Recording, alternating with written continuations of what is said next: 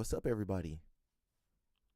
Happy Handsome Tuesday. You know it's Tuesday. Handsome Tuesday. We back. At it again.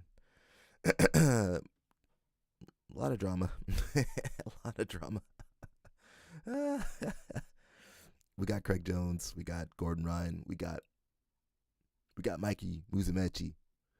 We got a little bit of judo. A little bit of wrestling. What else do we have? We got some other stuff too. I don't know. It's a lot. Yeah, no shortage of content, you know. No shortage. Man.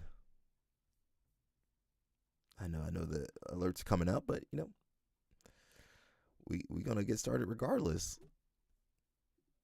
Did it go live? Sometimes it doesn't go live. Let me make sure we're live. There we go. We are live. We are good. Yeah, let me make sure my voice is there.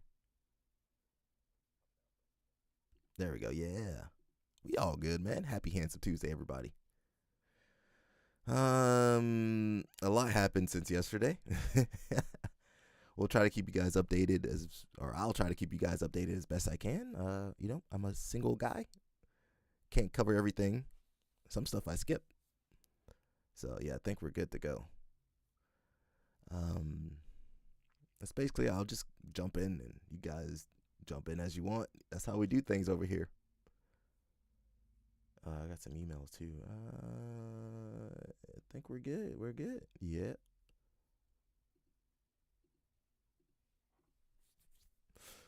Let me shoot. Where's my thing at? Just warm you guys up. Got CJI 3 is funded. So that's good news. Now, not everybody's happy with this news. I'm happy. I'm happy that CJI 3 will be funded. And I definitely want to go back. It was fun. I had a great time. Shout out to Craig Jones. Thank you. Got a little picture here. It says, did you say thank you? Did Gordon Ryan say thank you for his guys getting $1 million? Probably not. Now, we're definitely going to hear back from Mr. Gordon Ryan. For sure, we're going to hear back from Mr. Gordon Ryan. You guys can't escape it. So we'll read a couple comments. You know, we do like to stay in some of the comments and see what's going on. If I don't say the person's name, that, you know, sometimes I know the people, so I don't say their name. I might say that person, that dude or something. I ain't trying to be insensitive. I'm just not trying to say your name. I'm doing that because I care about you guys. CGI 3 funded. Of course, you got the Gordon Ryan right there. Gabby says, my man. Gabby likes the CJI. She gets celebrated there at CJI. Someone says, stop, it's not even about you. Not denying that. She is a part of the CJI, though. Alex says, John Carlo and Luke Griffith still went home with $60,000 and $2. $60,000 and $2 each, thanks to the submission bonus addition. They still got their money. They okay. They made a little bit of money. I mean, how many people can say they made money in Vegas? Not too many. Not that I know of. Usually people lose money in Vegas. Thanks to the submission bonus, happy for them. Also happy CGI 2 is now profitable and not paying for a mistake generated by Fake News King that didn't read the rules. If you're confused, go to B Team's recent video. I hope I can play that video. Mr. Craig Jones, please don't hit me with that copyright strike, please. If we're covering your video on B Team, please don't hit me with that copyright strike, because that would suck. CGI 2 is profitable and not paying for a mistake generated by Fake News King that didn't read the rules. If you're confused, go to B Team's recent video. I'm going to do that later, everybody. Marley, what's going on, man? I'm going to do that later, everybody. Just don't, if the stream go down, there's not much I can do. Says where judge explains why Krenoston Olivares wasn't a 10-8 and why the anchor of your team is very, if not the most important position to consider in the order for the CJI team rule set. Yeah, Danaher messed up. Why he put Luke Griffith instead of John Carlo for that final match, I have no idea. Don't worry, we don't have Josiah in the chat room. We got Josiah. Somebody called Josiah out on Reddit. Don't worry, Mr. Marley. As soon as I talk about Grippo, he will be around. Actually, we have a bet. Everybody, if you're new to the stream, I have a bet with Mr. Josiah that if Gianni Grippo loses, no more talk of Grippo in the chat. So we all got our fingers crossed. I know Marley's going to be sad. He won't be able to mess with Josiah as much. Marley says, I should be in class right now, but I'm playing hooky. Go to class, bro. Just mute me. keep streaming. Just mute me and go to class. I feel like everyone on campus is weirded out by me and the way I move. Be my therapist, Alec. I can't do that. Go to jiu-jitsu class and make your coach your therapist. This is also good morning. Happy CJI2 Tuesday. Yeah, it is CJI2 Tuesday. Josiah will be around. Maybe his Google didn't send him that the stream alert. So we'll definitely take a look at the video later. We got an action-packed day of CJI drama. No worries, we're gonna hit that video. Someone says, I wonder if that is similar to what they got under the table to compete at ADCC. I don't know what they got. They also got a full payout, so $260. What do you mean they got a full payout? No, I don't know. I don't think they got the $260 no more. The two might be missing. The $200,000 might be gone now. Alex says, Cliff Notes CJI 3. Says it's good publicity, but I don't think this was ever going to get paid to New Wave. New Wave? What's the NWW? To New Wave. Really good promotional strategy. Create buzz for the next event. All right. I don't know if that was Craig. Are you on the stream today? I don't know if that was a marketing or maybe maybe they were going to give the $1 million and withdrew it. I don't know. Now, I don't think Gordon Ryan ever said thank you, so maybe that played a big part too.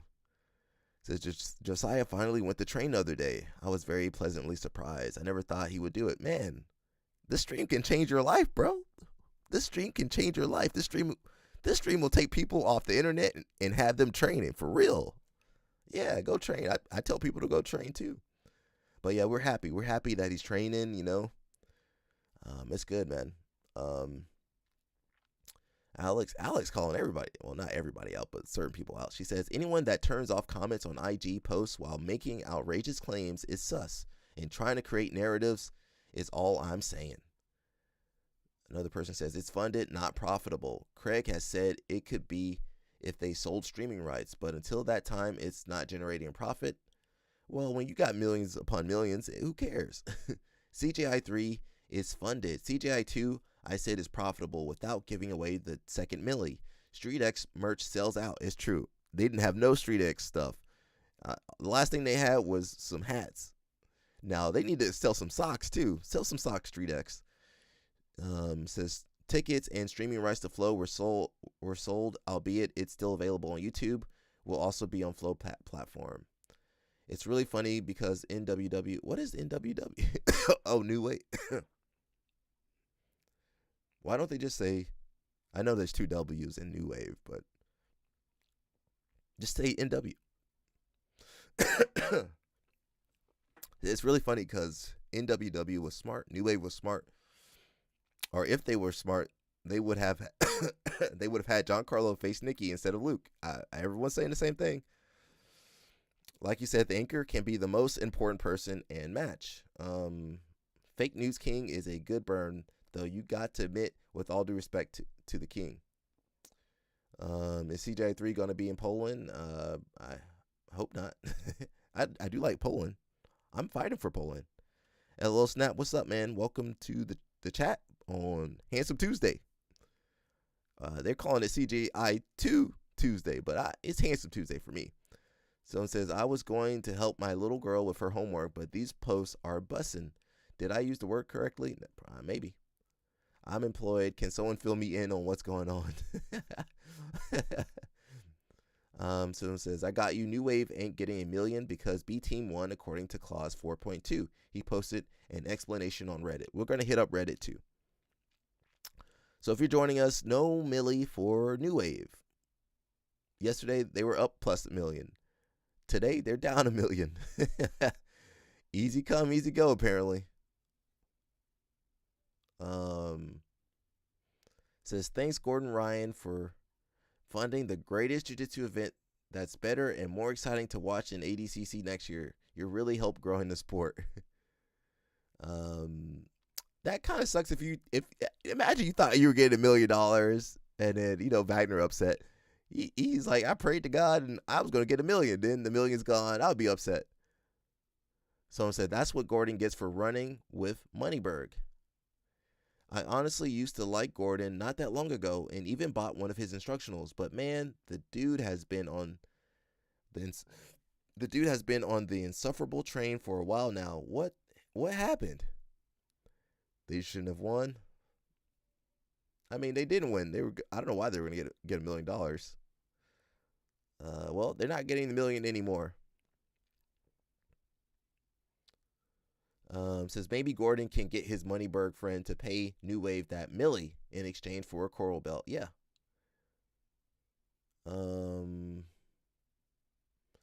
Let's be honest, points being even, but one team winning more matches, then giving the prize money to the team that lost more matches is absolutely outrageous. What happened? We're reading the story right now, man. So apparently New Wave is not going to get that milli. We're going to go to the B team video because I still don't know exactly the scoring system. I don't know. It's drama. You guys love drama. Back in the days when I posted instructionals, nobody cared. You post hour-long instructionals, nobody cared. Now I talk about drama, people care. That's our sport, though. Someone says, I mean, this is all funny if you hate New Wave, but the big criticism I see here is Craig saying the refs were going to be penalizing everyone for stalling, and then Ethan gets 0 penalties for stalling before locking up a closed guard, body triangle, and barely making it out alive. That alone should have meant New Wave won on points, but you guys will never beat the allegations of being biased now. Nobody's going to be happy. Someone says, tell that to Dorian's knee. You mean after Ethan should have already been penalized for stalling?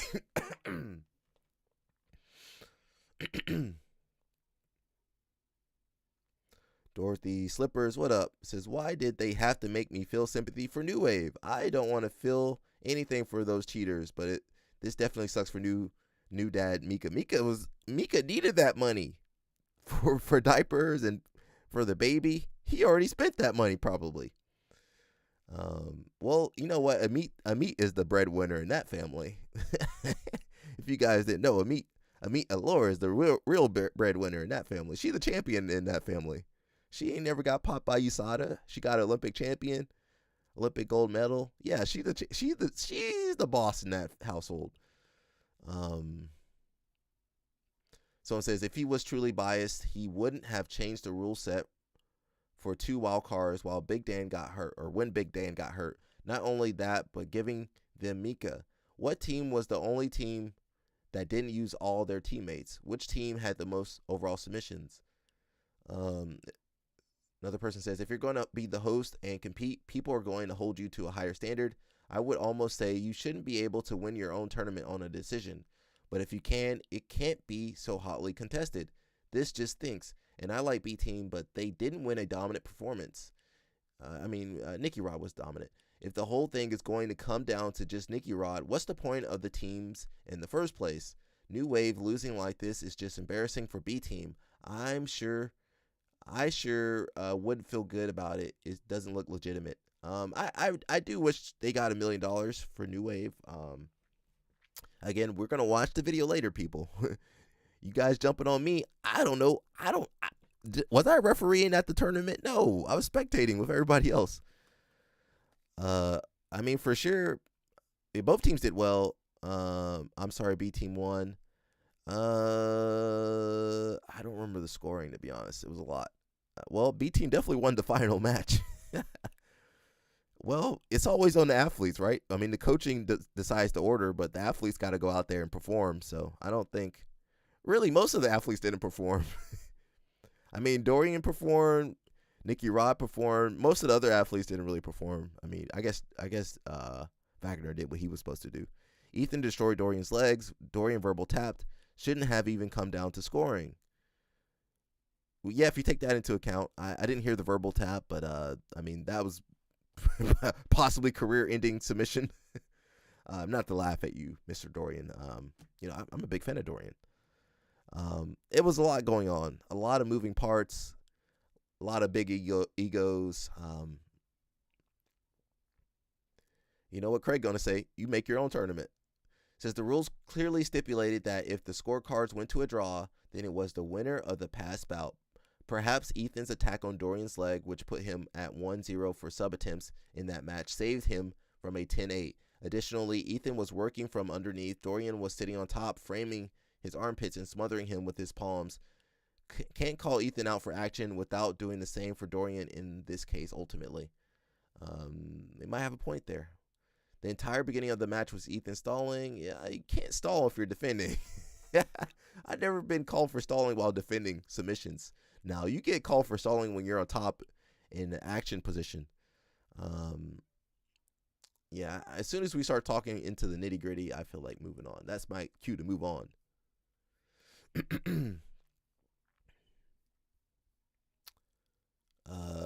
I'm not going to read that comment, but I'll let you guys, can I zoom in to let you guys, of course you got Moneyberg over there. Moneyberg, what did Craig say? I'm not going to say that word. I'm going to let, you guys can read that word if you want to. There you go. I love this technology. You guys can read that word if you guys want to. But I think we saw this yesterday. It was Gordon with Mr. Moneyberg. So Craig says, you reckon he polishes his shoes? No. He got people for that. He got Gordon for that. He's polishing something. Don't know if it's a shoe though. Uh-oh. Allegedly. With his tongue. 4 years, 4 hours a day for 3.5 years. Surprised they weren't black yet from all that hard work. I reckon they polish each other's knobs. God, dog. Internet's crazy, bro. This social media game is crazy. Says, among other things, I'm sure, his helmet too. That costs extra. I don't know who has the worst shoes. Yeah, they both. We can't dress in jiu-jitsu, bro. That reminds me, I got to post that Danaher video from Gary Tonon's wedding. Someone says, does Moneyberg have his coral belt yet? He going to get it next week. And Gordon going to defend him. You know, I don't really care about this post, but yeah. Gordon, he's not going to win this battle. I was wrong. Offer rescinded. We just talked about that a little bit. We're going to get into it. This is the warm-up. I'm warming you guys up. I know you guys hate warming up.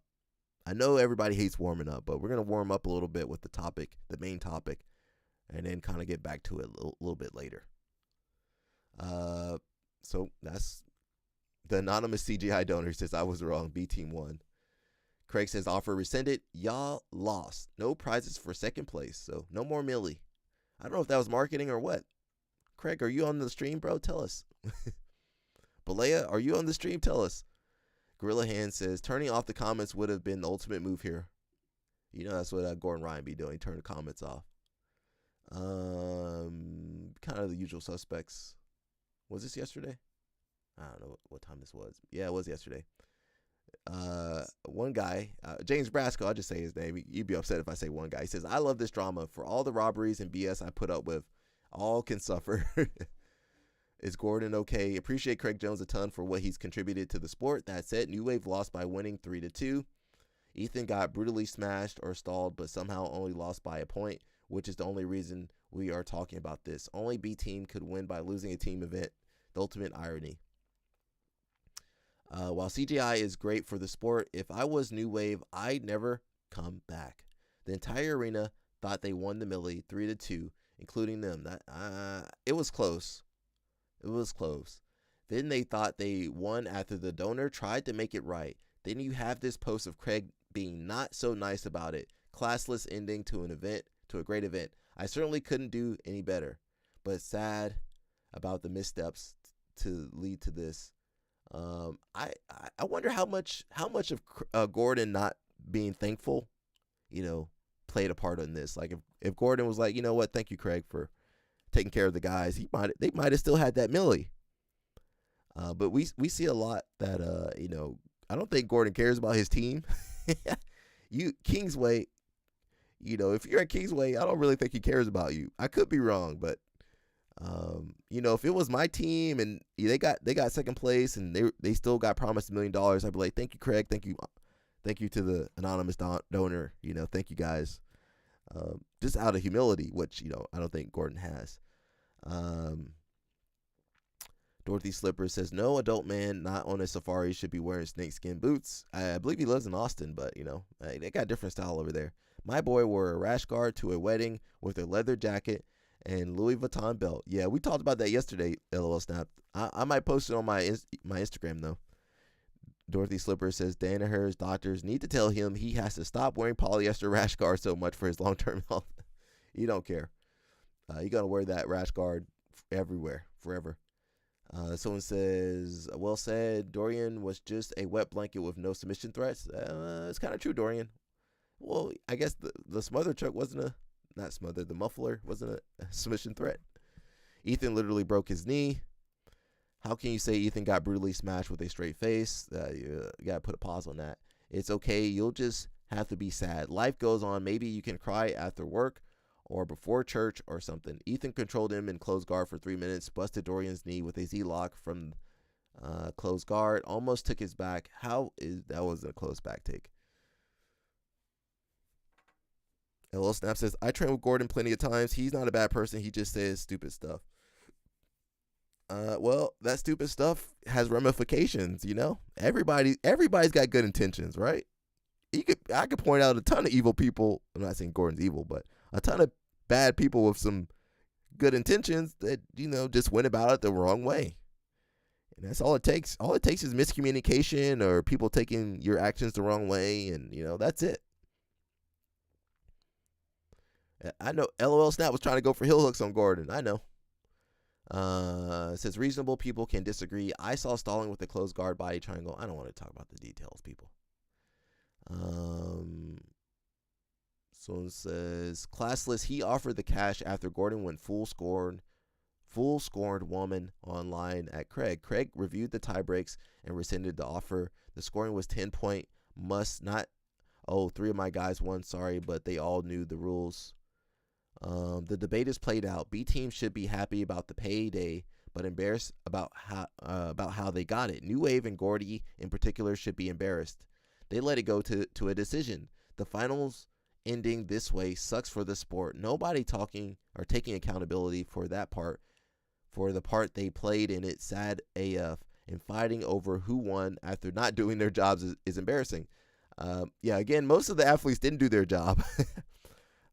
So if you didn't make the 200,000 or you made the 200, I don't know what else to say. You don't leave it. You should have gone out there and fought and got. Some of you guys should definitely got submissions, especially the big guys should have got more submissions. But I know it's tough. I know it's hard to beat really good people. Well, you know what? That's the fight game. It ain't fair. It's not even. It doesn't always make sense. There's going to be bad calls. There's going to be calls for you, calls against you. That's just how it is. I mean, if you've been training this long to be in that show, you definitely been screwed over. Now, you probably weren't screwed over all that money though. That's going to suck a little bit. That $1 million, that $1 million could go a long ways. Someone says, I feel like Gordon's trolling actions may have cost his teammates an additional milli. That's probably why the milli is gone. If Gordon, I'm not saying Craig wouldn't have taken the money back. Maybe even if Gordon was like thankful. Well, Gordon, you put up your money then. Gordon, you put up your money. You and Moneyberg put up you and Moneyberg put up $500,000 each and give it to your guys. Imagine your teammate doesn't even compete to help you win and then cost you a milli. He wasn't there to support them. He didn't do nothing. They representing him and he didn't do nothing to help them. Josiah, hey buddy. Josiah, people coming after you, bro. Why is everybody against you, Josiah? Why is everybody attacking you, bro? Maybe that's what it felt like to be a prophet back in the day. The prophet is trying to speak the word and everybody going after him. Josiah, we gonna see on Friday, bro. We gonna see on Friday, bro. And you know what? I might stream. I'm not sure if I can stream on Friday though. I don't think I can. Maybe I'll stream on Saturday though. And I'm gonna. We'll see what happens on Friday, Josiah. I can't wait. I can't wait. If you guys want to see that stream, you guys got to hit the I'm about to say Snapchat, the Cash App. If you guys want to see a late Friday night stream, you got to hit the Cash App. Otherwise, I ain't gonna do it. It just ain't gonna happen. But we're all looking forward to see what's gonna happen. Again, for people that don't know, me and Mr. Josiah have a bet that if Gianni Grippo doesn't win EBI or have a good showing, no more Grippo talk in this live stream. So I can't wait. I got my fingers crossed. I like Grippo. I want Grippo to do well, but at the same on the flip side, I'm waiting for Josiah to have to not talk about Grippo no more. I'm sorry, Josiah, but it's got to happen, bro. What time on Saturday? We'll see. Catching this live. Just finished watching yesterday's stream. Awesome. I gotta put it so people can see the chat, because people rewatching the stream, they're like, they think I'm talking to myself for 3 hours, which that would be crazy. So we got to figure that out. Josiah says he's winning the bet. We'll see. You know what, Josiah?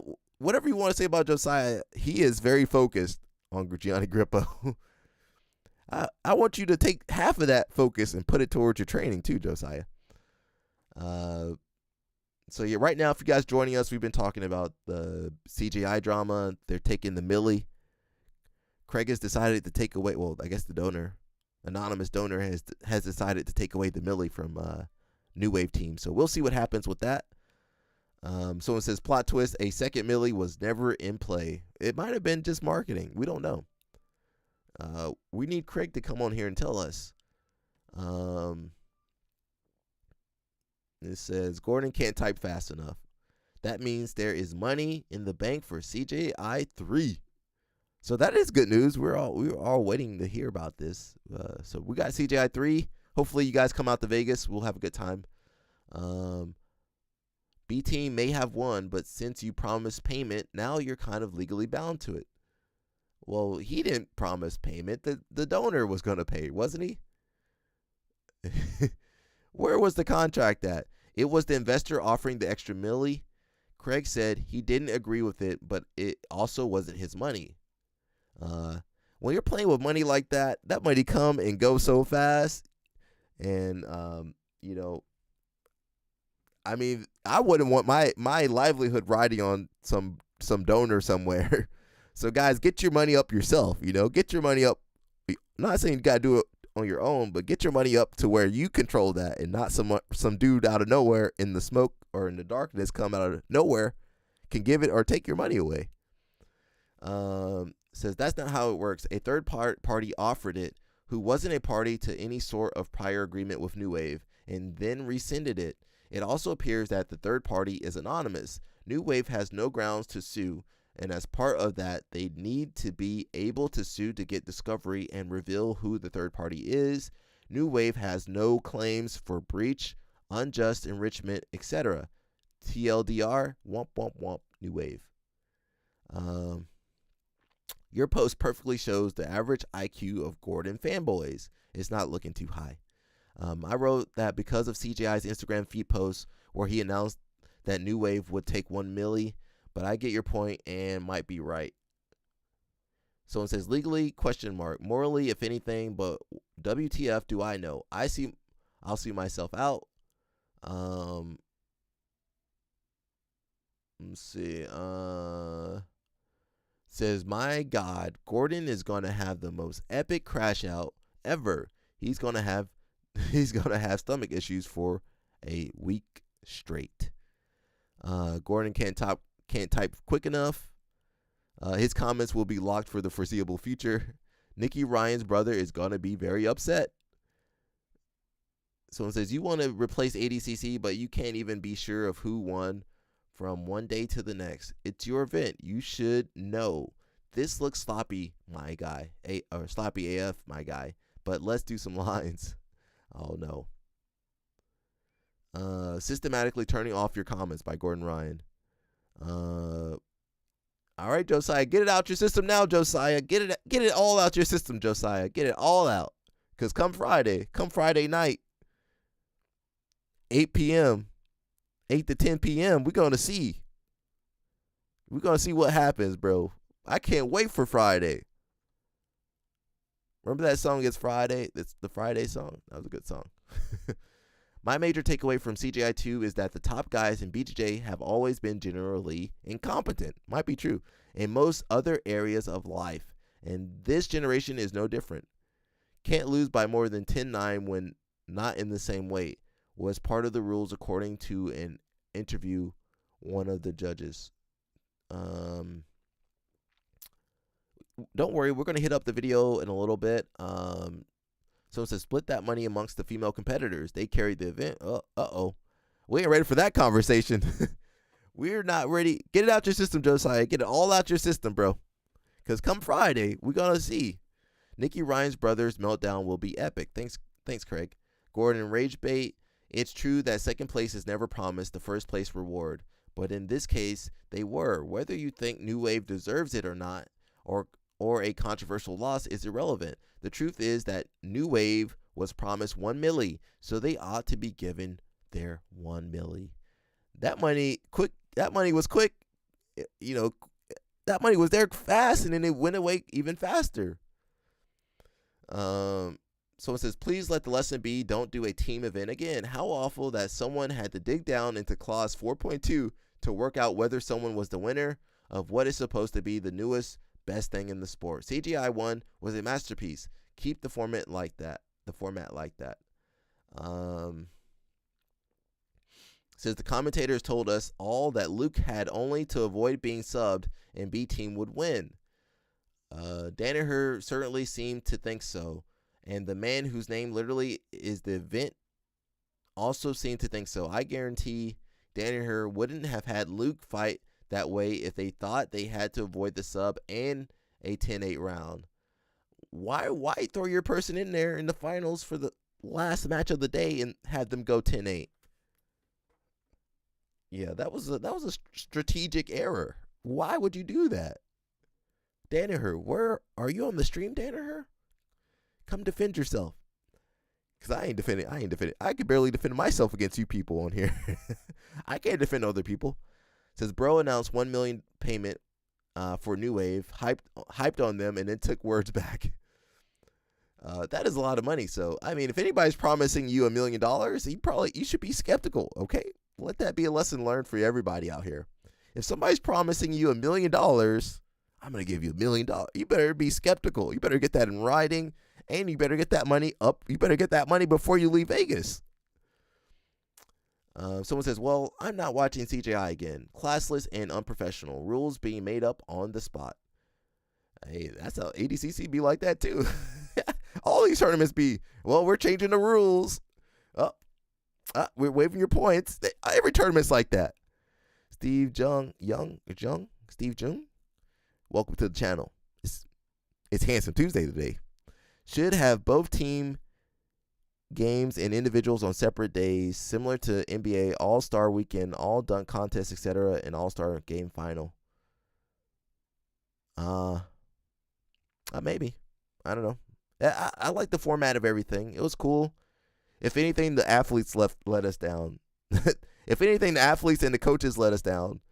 I mean, the rules were there to help all the athletes. You get submissions, get 50K. You win, you get 200K. Seemed pretty easy. Of course, the scoring system was different. Marble B says, this is a silly argument. You should always know the rules of the event you're competing in. Well, sometimes we don't know we be doing too many rules. And, you know, some guys, some of the guys that did CGI, they're going to ADCC, and then they're going to EBI. It's hard to keep up with all the rules. I would keep the rules simple. But, you know, we got to get in the clauses, and, you know, whenever there's big money involved, you know, humans going to nitpick everything. LOL Snap says this is going to end in a lawsuit, guaranteed. We'll see. I mean, how you gonna sue the anonymous person? that probably got more lawyers than you. They're going to put you in litigation. You ain't getting Marble B says, especially if the stakes are $1 million, why would you not pour over the rules to make sure you know exactly what the incentives are for the rule set? Well, that's on the coaches. The coaches and athletes should have been in the rule set. It seemed like the B Team boys, also was their tournament, but the B Team boys seem to know the rules. Now, it should have been up to everybody else. Josiah, what does that mean? The B Team boys knew the rules, but everybody else should have been studying the rules. If you got $1 million on the line, I'm going to be reading. Let me get my glasses. I'm going to be reading. I'm going to grab a lawyer. I'm going to grab everybody. We're going to sit there and study the rule sets. So, clearly they didn't. So, yeah, we never said jiu-jitsu people were smart. I tell you all the time they can't read. They don't read their contracts. They don't read they don't negotiate. They don't do research. Of course they're going to get screwed over. And think about the UFC. Would the UFC be maliciously making them contracts? Them fighters don't know better. They be wide-eyed like the Tackets. Oh, I can't wait to sign up for the UFC. They be signing the worst contract of their lives. EBI, all right, Josiah. Get it out of your system, Josiah. Get it all out of your system, because come Friday, bro. After Friday, no more, bro. No more. I like Grippo, but nah, bro. Get it out your system, bro. Get it all out your system. Tell Gordon the money will be awarded if he does an MMA fight. Gordon doesn't care about his people. Just give the millie to DeAndre Corby for making Mika look human. Allure made Mika look human. Dude, it's so crazy. Basically, the sport of BJJ now is this one guy that is light years ahead of everyone else. He's way better than everyone, way more successful than everyone, has way more money than everyone, and then the rest of the community is just all these people that are crazy jealous of him, and they cannot stop thinking about him, can't stop talking about him, can't stop commenting about him. It's so hilarious. Gordon, is that you or Moneyberg posting that? It's okay. Derek Moneyberg can pay Gordon. Well, they already sponsored by Moneyberg. Moneyberg doing private lessons with everybody except for Helena. Now, Moneyberg, keep your hands off Helena. She's not for you. No Grippo Tuesdays. It's about to be no Grippo forever over here. No more Grippo after Friday. Marble B says, yeah, 100% like it was on Danaher to know and coach his team based on the understanding of how the event was run. If not the athletes, then definitely the coach directing and picking order. Well, Danaher messed up the order and the athletes didn't perform, so it happens. Sometimes you can't perform. As an athlete, you can't really control that. You try your best to be consistent, but sometimes I don't know if you've ever been in that situation where you're like, dang, I do not feel confident. I'm still going to go out there, but, this is not looking good. That's happened to me a ton of times. I'm like, shoot, I did my best, but I don't think my best is good enough right now. This event is a whole clown show. Makes ADCC look professional and well run. So that speaks on our sport, really. Only second place here is for Craig Jones. None going to take away that. Wait, so the mysterious CGI donor fronting all this money didn't even know how the rules worked? That seems fishy. Marble Bees, sorry, Josiah. Come Friday. If you guys want to see a stream on Friday, you got to hit the Cash App. Otherwise, I'm going to skip Friday and maybe do Saturday. We'll see. I'll keep promoting that. We'll see if we get any sponsorship for that Friday stream. Marble B says, yeah, that's the sport. New Wave lost. Well, they definitely lost that last match. Now, if they had won that last match, things would be different. I definitely blame Mr. Danaher for that. He should have put John Carlo. I don't know, man. We'll skip this now and we'll look at it a little bit later. Dorothy Slipper says, Gordon looking like Santa Claus. So we got some more CGI drama, but you gotta give me a little break. I can't be talking about Craig Jones for 3 hours. That's too much. I've already been doing 40 minutes. We got some wrestling. Says the first families of wrestling. following in the footsteps of the ones you look up to. So we got the Sativ brothers. Unfortunately, the older brother that passed away? Some sketchy circumstances. We don't know what happened over there in Russia.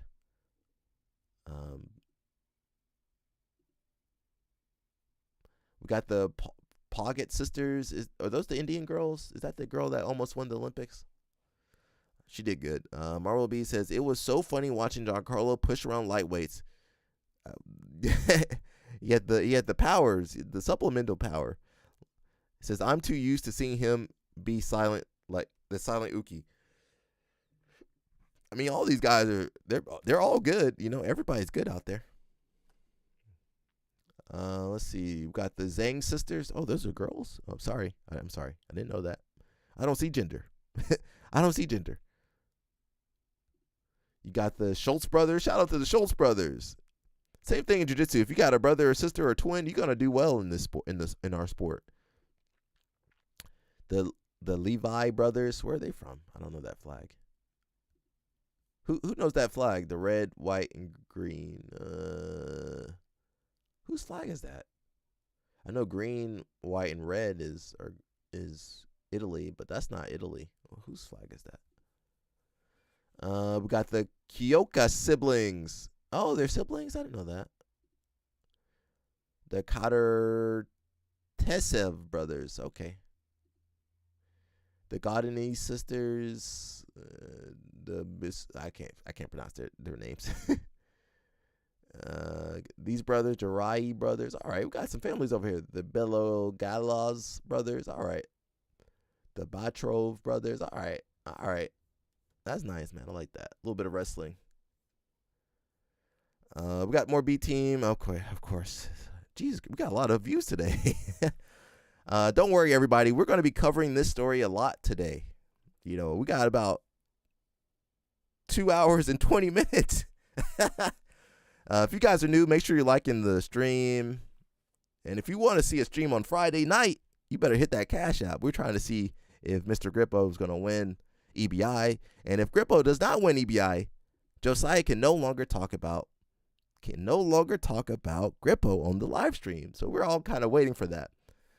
Anonymous CJI donor says, I was wrong. B team won. I'll keep this brief and discuss only the key points that matter. Although there is a lot more I could mention that adds to the point.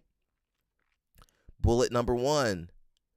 If 5 double eliminations occur or any such instance where each team's final athlete are double eliminated, the team with more individual wins by judge's decision wins. Bullet 2. If tied on scorecards, the team whose athlete won the final bout wins.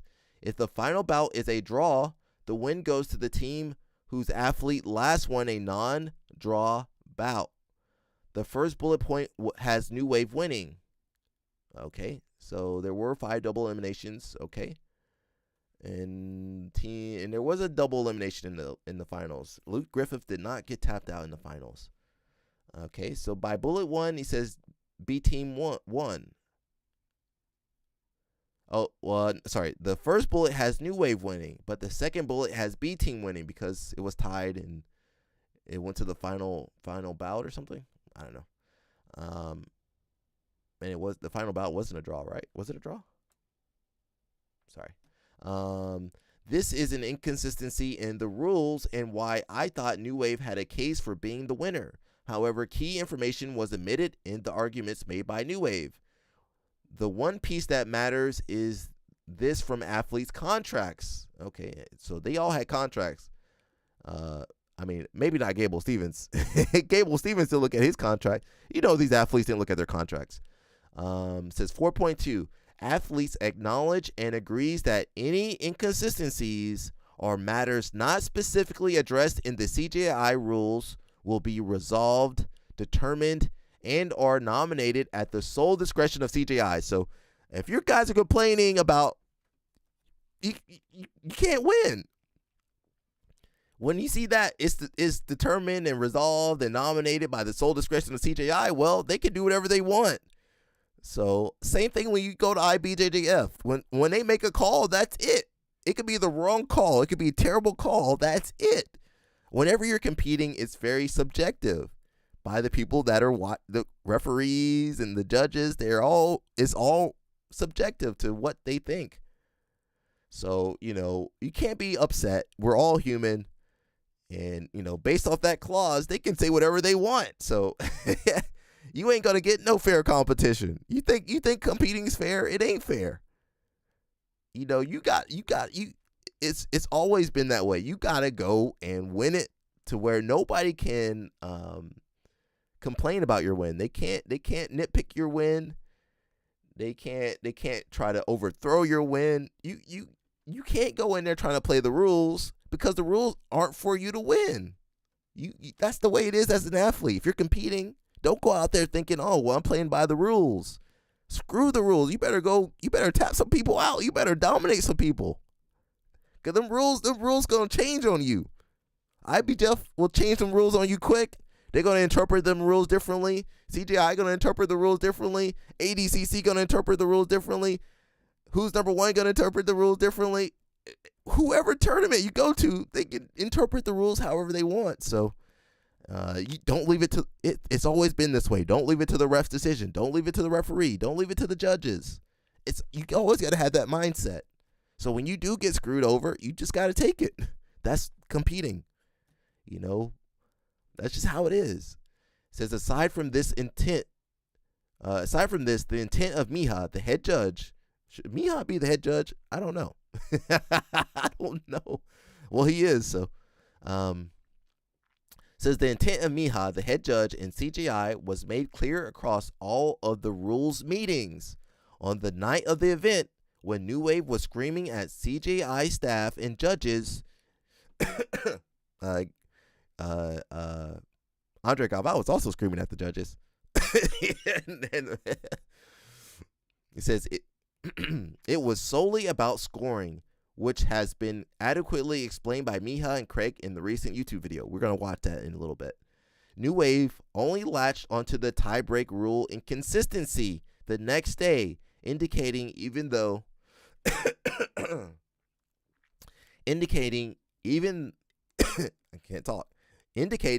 they thought last bout wins during the event. Otherwise, that would have been a key point on the night. I still don't understand their point. You know, New Wave was wrong.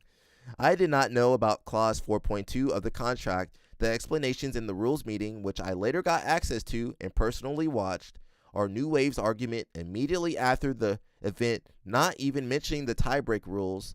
I jumped the gun before knowing all of the facts. Well, you did say you would give $1 million. I would still give the milli.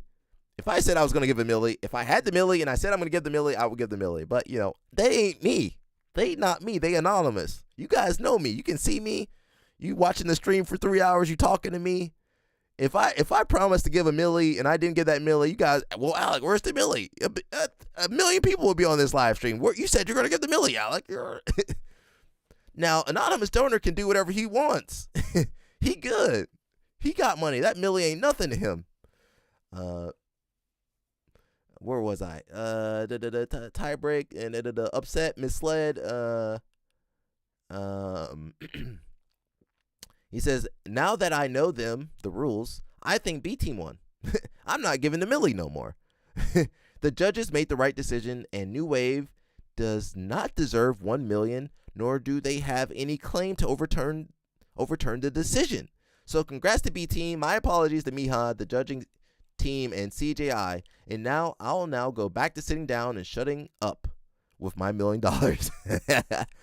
When you're rich, you can do whatever you want. And all these poor athletes, that's a Moneyberg talk. He said, all you poors over there complaining because you didn't get the milli. Well, too bad, too sad. It's should have read the rules. Should have read clause 4.2. I know you were stressed out and focused on competing well, but you didn't read the clause on 4.2. You know jiu-jitsu people can't read. What athlete you got reading the contract the night before the event? They can't read. They can't focus. They stressed out. They over there praying. As I said, Gordon is Santa Claus 4.2, determining if you have been naughty or nice. Well, I mean, it's your fault for trusting anybody to give you $1 million. I ain't trusting nobody to give me $1 million. Hey, Alec, you want $1 million? What you talking about? $1 million? What? Let me see the $1 million. Let me see that $1 million. LOL, New Wave screwed New Wave. Well, I mean, Gordon didn't help either. Gordon didn't help. He don't care, though. I mean, Gordon only cares about himself. Someone says, to be clear, I have not sent the $1 million to CJI to pay New Wave, and I don't intend to. I'm keeping my milli for myself. Can I have a little bit of that milli? LOL snap. I was going off the partial data they were putting out and my own misunderstanding and or lack of knowledge. I mean, if you didn't understand the rules, then the athletes definitely didn't understand the rules. I could see this being a mess of an event to really have run together and everything. So it was bound to happen. Somebody getting screwed. Well, they definitely got second place. So, I mean, what's the argument? Nobody else arguing. Lack of knowledge of the nuances of the rules meeting, and athlete contracts. It was a mistake. It was a mistake to post in the first place. Well, you did say you were going to get the milli. So, again, you do whatever you want, anonymous donor. You do whatever you want. Now, if I said that with my face and my mouth and my voice all together, not AI generated, but real, you guys would be jumping on me. Alec, you said you were going to give New Wave $1 million. You guys would be on me all day, be hitting up my phone, hitting up the live stream, coming to me up in person. Yeah, you guys would be up.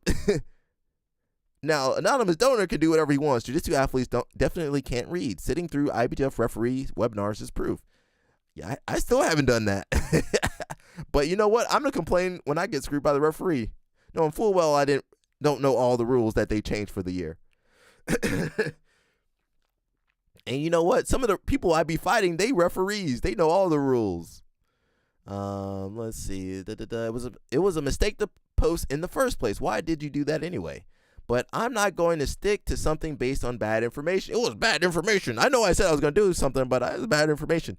So you know this person's not melanated. This person. You know what? I'm going to take back what I said. I'm not going to give the milli. You guys know I couldn't get away with that. Imagine that, bro. You guys would be on me quick. I'm unsubscribing, Alec. You said you were going to give $1 million. You didn't give the $1 million. You guys would be sending me hate mail. You guys would be following me around. Man, some people got it nice, bro. Well, I'm not going to give the milli. I wish I could. I don't have $1 million to give. I couldn't give you $1 million anyway.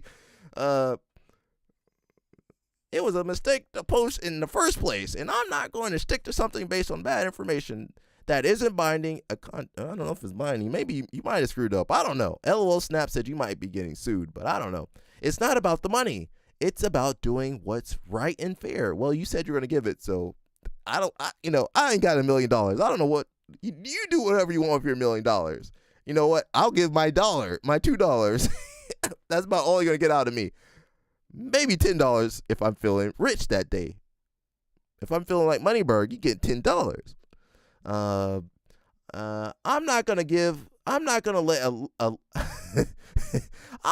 to let a bunch of loud people complaining or threatening get rewarded for that behavior. Oh, so I think it is Gordon. I think Gordon did screw it up.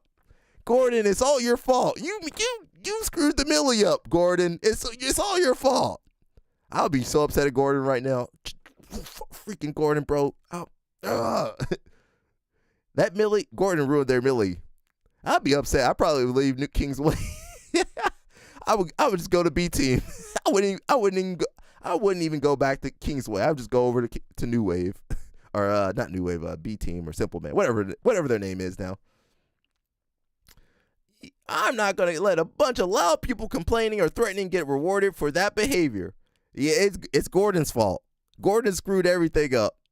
It's your fault, Gordon Ryan. You messed up the milli for your boys, man. And Gordon don't care. It says the donor lost too much money in the first place. I don't blame him for not wanting to go $3 million in the hole. Then you have the women. Don't say that part. LOL snap. They should probably break a piece off for the ladies. Give the ladies some money. They deserve that money. LOL snap. Go ahead and cancel LOL snap. He over here saying misogynist stuff. Get out of here, bro. LOL snap. Where's your wife at, man? Talking like this. If I did this, they'd be like, "Well, just say you're broke, Alec." If I said I was gonna give a milli and I backtracked, they'd be like, "Well, just say you're broke." But they anonymous donor are gonna get treated better than me. It would be so much easier for me to pay, just like it would have been so much easier for Miha and the judges to score the last round 10-9. But that's the coward's way out. What was the score in the final match? I have no idea. We'll watch that video in a little bit. I gotta warm you guys up. I know you guys hate warming up, but we gotta warm up with some facts, some details, some comments. You gotta let me rant a little bit. You gotta let Josiah talk about Grippo for a second. You gotta let LOL Snap talk about whatever he wants to talk about. If you guys enjoyed this live stream, make sure you're liking the video and tell people about this live stream too. What a roller coaster of emotions New Wave must be going through. And after John bought that coat for Tony's wedding. If you guys haven't go watch.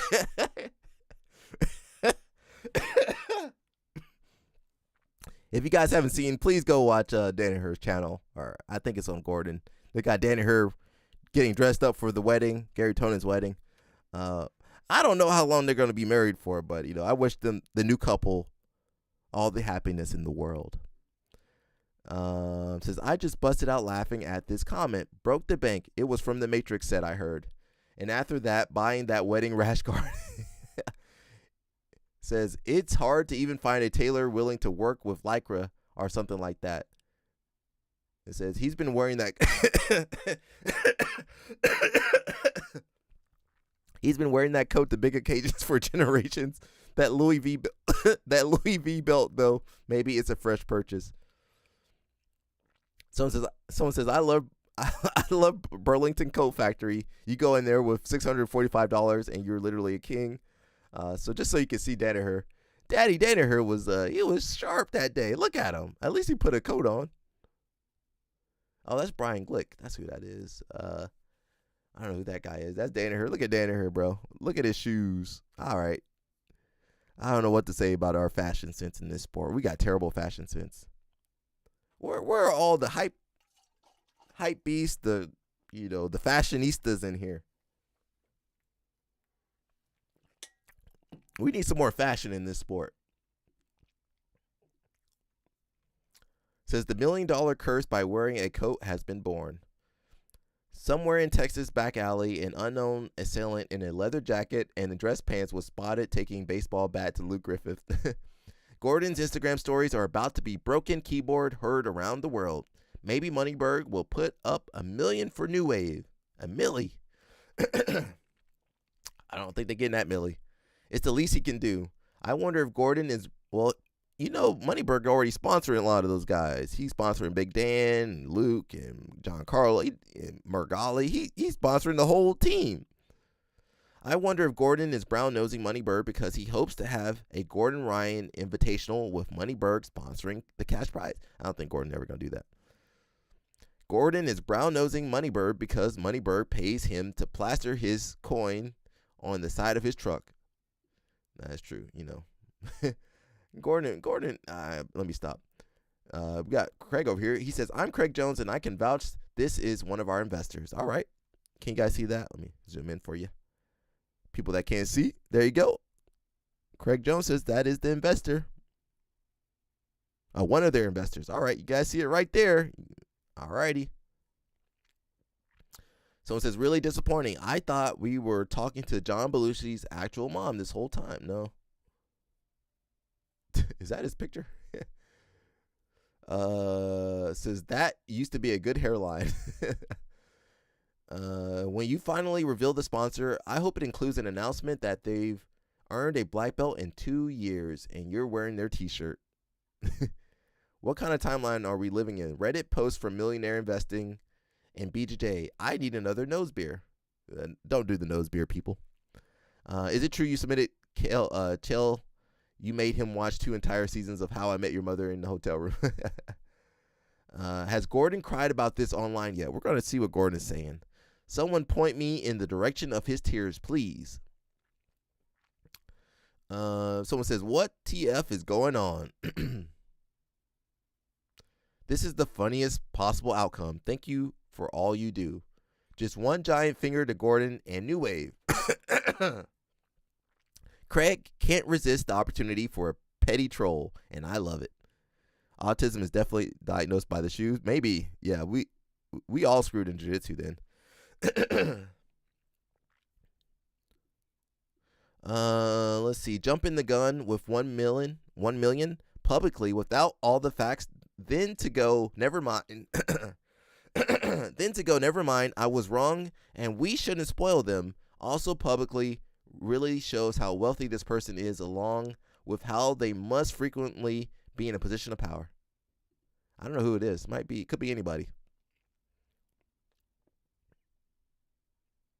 So someone says jumping the gun massively and then saying, I feel I was actively misled. It's hilarious. Maybe do research next time. Nobody's doing the research.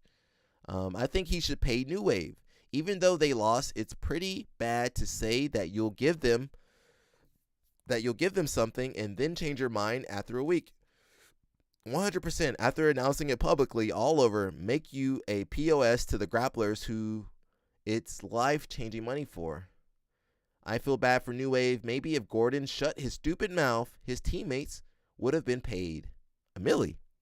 Gordon lost him a milli, and that would have been the end of it. I'm not saying Craig was petty enough to try and convince the investor to rescind the offer by responding to the controversy, but Gordon's incessant crying for days after the fact did not help. So it said, dang, dudes getting married, announces babies, and stuff while thinking they're going to be getting $200K. Ouch. No $200K for you guys. Gordon's pregnant? No. Danny here might become the serial killer we always suspected he is, or Gordon is already in his truck searching for him. Good timing dropping this after Gary's wedding as well.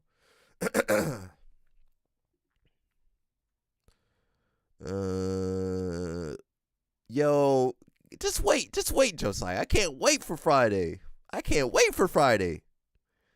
It says, it's okay, New Wave. I am also an anonymous donor, and I'll give you 1 million. I don't trust that guy. Somebody saying they're going to give you $1 million, don't trust them so easily, people. Did New Wave get paid already? Nope. It's kind of sad in a way to say, actually, we going to give you the cash and then take it away, seemingly to spite Gordon. Says, LOL, the thought of notification going off and the wedding slowly going quiet and everyone turning to look at Gordon. What's everyone looking at? It says, well, Wagner already thanked Jesus, so you're going to have to take it up with him. I'm nowhere near a New Wave fan, but this is really a bad look. Publicly coming out like a white knight into backpedaling and hurting the event. Honestly feels that this is more of a coward's way out than actually paying the money, especially if you're admitting that you were wrong on your first take. What a joke. What a crap show. The event was more focused on jokes than it was on the actual sport. I can understand if New Wave feels salty about this. They were promised the money and now it's taken away again.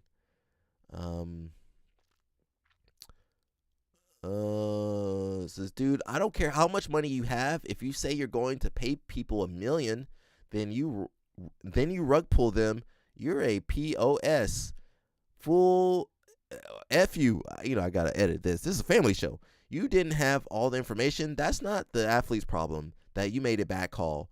Don't promise things that all these athletes who probably have made financial decisions as a result of and spent in their head already are now going to get messed over by. And screw you. It's not legally binding. It's the right thing to do. Cope BS. You said you were going to pay them. The right thing to do is pay them. It's your fault that you jumped the gun and promised the money without all the facts. That's your problem, not the 5 athletes you just majorly effed over. This is coming from a B Team mega fan and Danaher hater, by the way. Totally classless if any of this is true to publicly state you're going to pay New Wave $1 million and then walking it back. That's super messed up. You know what? This just keeps generating views though. So maybe he's like, well, I was wrong. You know, he might backpedal some more. Who knows what's going to happen? I don't know. You know what? I wake up and I'm like, what's happening in this sport? And then, you know, I see what's going on and, you know, I make my thumbnails and then I'm talking about it for 3 hours. two more hours. CP, you on the stream, bro? I'm looking for CP. He not on here. Says it's understandable that the donor is a private individual and strictly saying is not obligated to anything unless it's put on paper and signed with a witness present. But this is like seeing somebody hitting a jackpot in the casino only to find out later that casino claimed it was a glitch and see a joyful winner turn into a poor loser. If the point of this event was to inspire athletes to keep being independent, push for pay increase, and not sign with Dana White, and not sign with the Dana Whites of the world, now every time a Dana White or whoever will be sitting down with an athlete in the room, this would be something he points to. Like, look, mate, we might be paying not that much, but at least with us, you are getting your money for sure. No roller coasters, no circus, no empty promises, no going back on our word. So that might be pretty enticing to some athletes. You know, getting paid what they say they're going to pay you. That seems pretty enticing.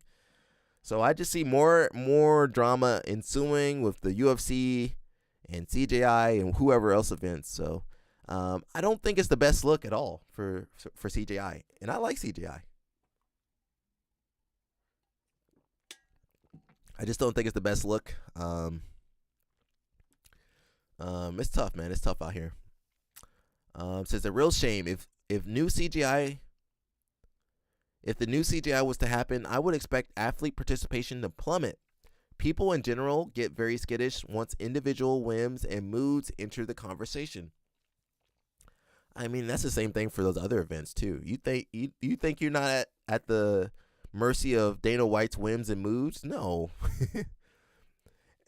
Every combat sport, fight sport, it's a dirty avenue. That's why I like streaming. You know, pretty fun. The conversations about money and rewards does not matter. That in this case, it's a consolation prize, not the real one. So good for athletes that are getting paid, but I would view this as a net negative for the sport.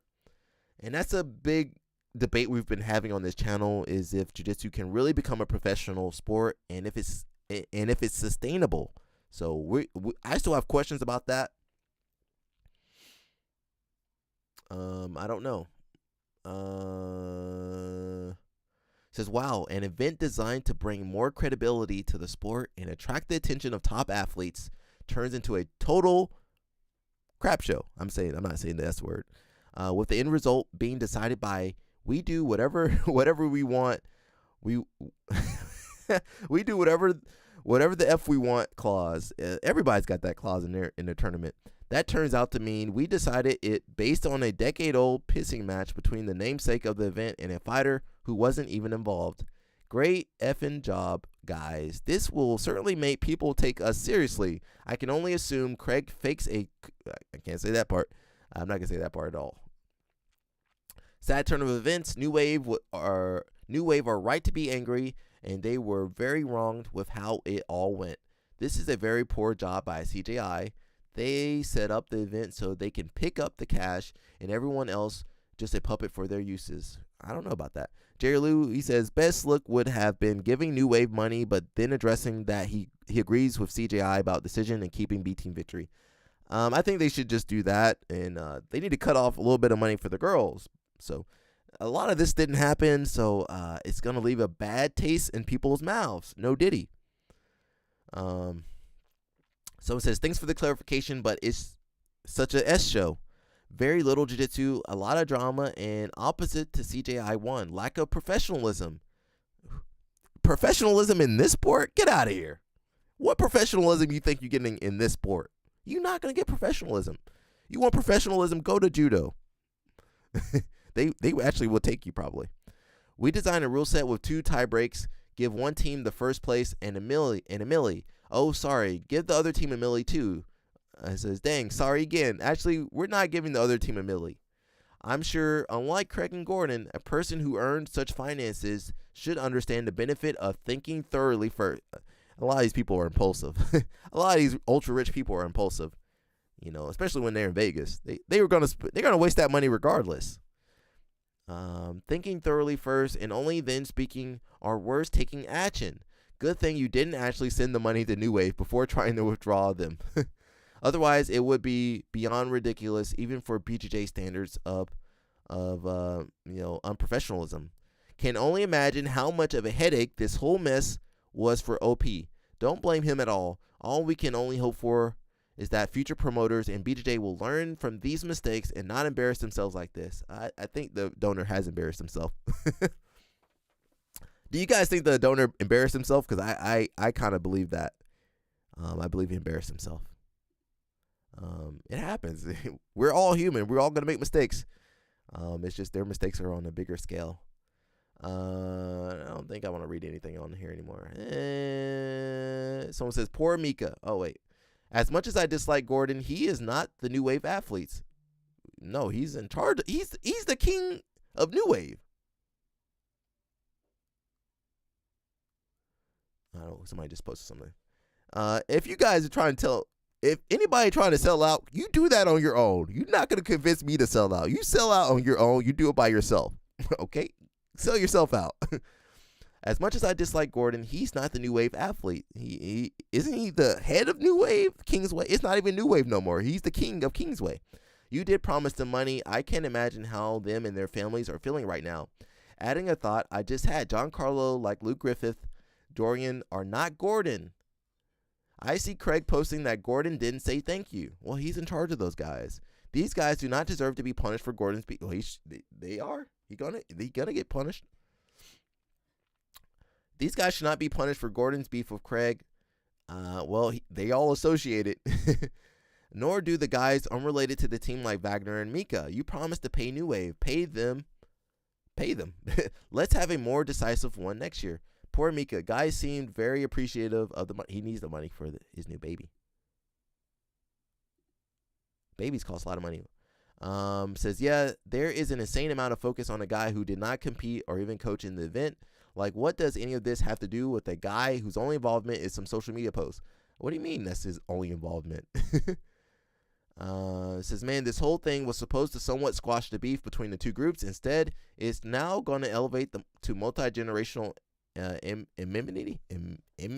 I can't say that word. Yeah, how do you say that word? EMNITY. Enmity. Mika needs the money for child support. Yeah. LOL snap. No, I can see that happening. I can definitely see that happening. I'm hoping for the best for these two. You know what? They got to start marketing CJI 3. That's the issue. We need that. They got to market CJI 3. We're bringing back New Wave or Kingsway, whoever the team is. Whatever the reasons are, complete amateur hour by CJI. One moment you're announcing your prize, you're giving prize money to one team, then a week later you're rug pulling them. Stick to putting shrimp on the Barbie or whatever it is you do down under.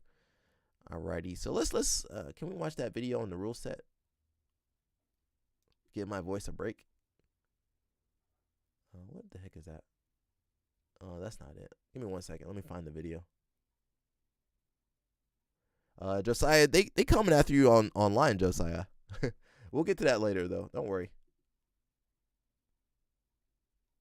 We got Gordon. We got a lot of stuff today. Let me find the video first.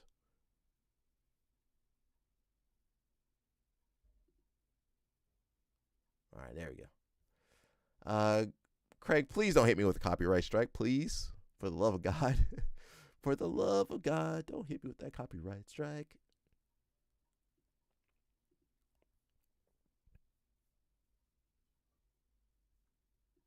BJJ 2. So guys, first and foremost, there was no bias shown in the lead up to the event whatsoever. The wild cards, I had one team complaining about a wild card and 2 wild cards, things like that. Guys, if I was going to be biased to my former team, DDS U-Wave, I would not have given them Mika Galvao. I gave them Mika Galvao, who, in my opinion, is the #1 grappler in the world. If I had any stake in a personal hatred for them and I was invested in them losing this event, I would not have given them Mika Galvao. I want that to make that abundantly clear. Also, they did complain about Atos receiving 2 wild cards, so what did I do? Gave everyone 2 wild cards. Which team then took a second wild card? Wagner Hosha. Now, imagine being able to build an app with your name on it. What the heck? Wait a second. Oh, I'm in the wrong YouTube. Give me 1 second. Woo! I'm like, what the heck is this commercial? I don't watch commercials. You know I got YouTube Premium, people. I can't be watching no commercial. Josiah's cooked. Yeah, he not only is he cooked online, he's cooked on Friday. He cooked on Friday, Josiah. We're gonna see what happens on Friday, bro. Now, to explain the brackets, which some people complained about. Oh, there we go. 2 We back. teams. What the heck? Address the perceived controversy of CJI 2. What account? So guys, first and foremost, there was no bias shown we're back. in the lead up to the event whatsoever. The wild cards. I'm an anonymous donor, but they pay me 15 per cup. 2 wild cards, things like that. Guys, what are you donating, bro? if I was going to be biased to my former team, Gianni Grippo. I would not have given them Mika Galvao. Once you go YouTube Premium, there is no going back. Yeah, not when I'm watching videos all the time. #1 grappler in the world. If I had any stake in a personal hatred. Hopefully the stream doesn't go down, everybody. I ain't got the Craig Jones approval for this live stream. Galvao. I want that to make that abundantly clear. Also, they did complain about Atos receiving 2 wild cards, so what did I do? Gave everyone 2 wild cards. Which team then took a second wild card? Wagner Hosha. Now, to explain the brackets, which some people complained about, 2 teams in the entire tournament had 2 wild cards, Atos and New Wave. So it was, in my opinion, the most fair option to put them on the same side of the bracket. What did I do in return for that? Well, I asked John Danaher who the 4th seed was. In my opinion, it would have been Australia or Daisy Fresh. John gave a summary of each, and he thought Daisy Fresh was the 4th seed. Instead of putting Daisy Fresh in the bottom position, I gave B Team first round, who John Danaher thought was the perceived 4th seed. Obviously, the top 3 seeds, B Team, Atos, New Wave. If you use 2 wild cards, you're on the same side. And I gave each of those teams, Atos and New Wave, the lowest seeded teams, which was the Americas, and it was Team Europe. On the other side, B Team, first round, give them Daisy Fresh, who John Danaher thought was the 4th ranked seed. And then obviously we had Team Australasia and 10th Planet in the bottom. That is my justification for the bracket. Had New Wave not utilized the second wild card, which in my opinion is a massive advantage, 2 wild cards, that would have changed how I bracketed it. So there is no bias in the bracket at all. I made that shit hard for B Team. New Wave, again, and I cannot emphasize this enough, were given Mika Galvao by me. Massive, massive advantage. Now, let's talk about why we use the 10-point must system. The 10-point must system rewards dominance and submission attempts. We use that so that it's not just match 1, match 2, match 3, win to this team, win to this team. We don't want people to coast to victory. We want to reward people for trying to dominate and finish their opponents, right? Everyone's confused because they were like, wait a minute, if we go to the final, New Wave won 3 matches, B Team won 2.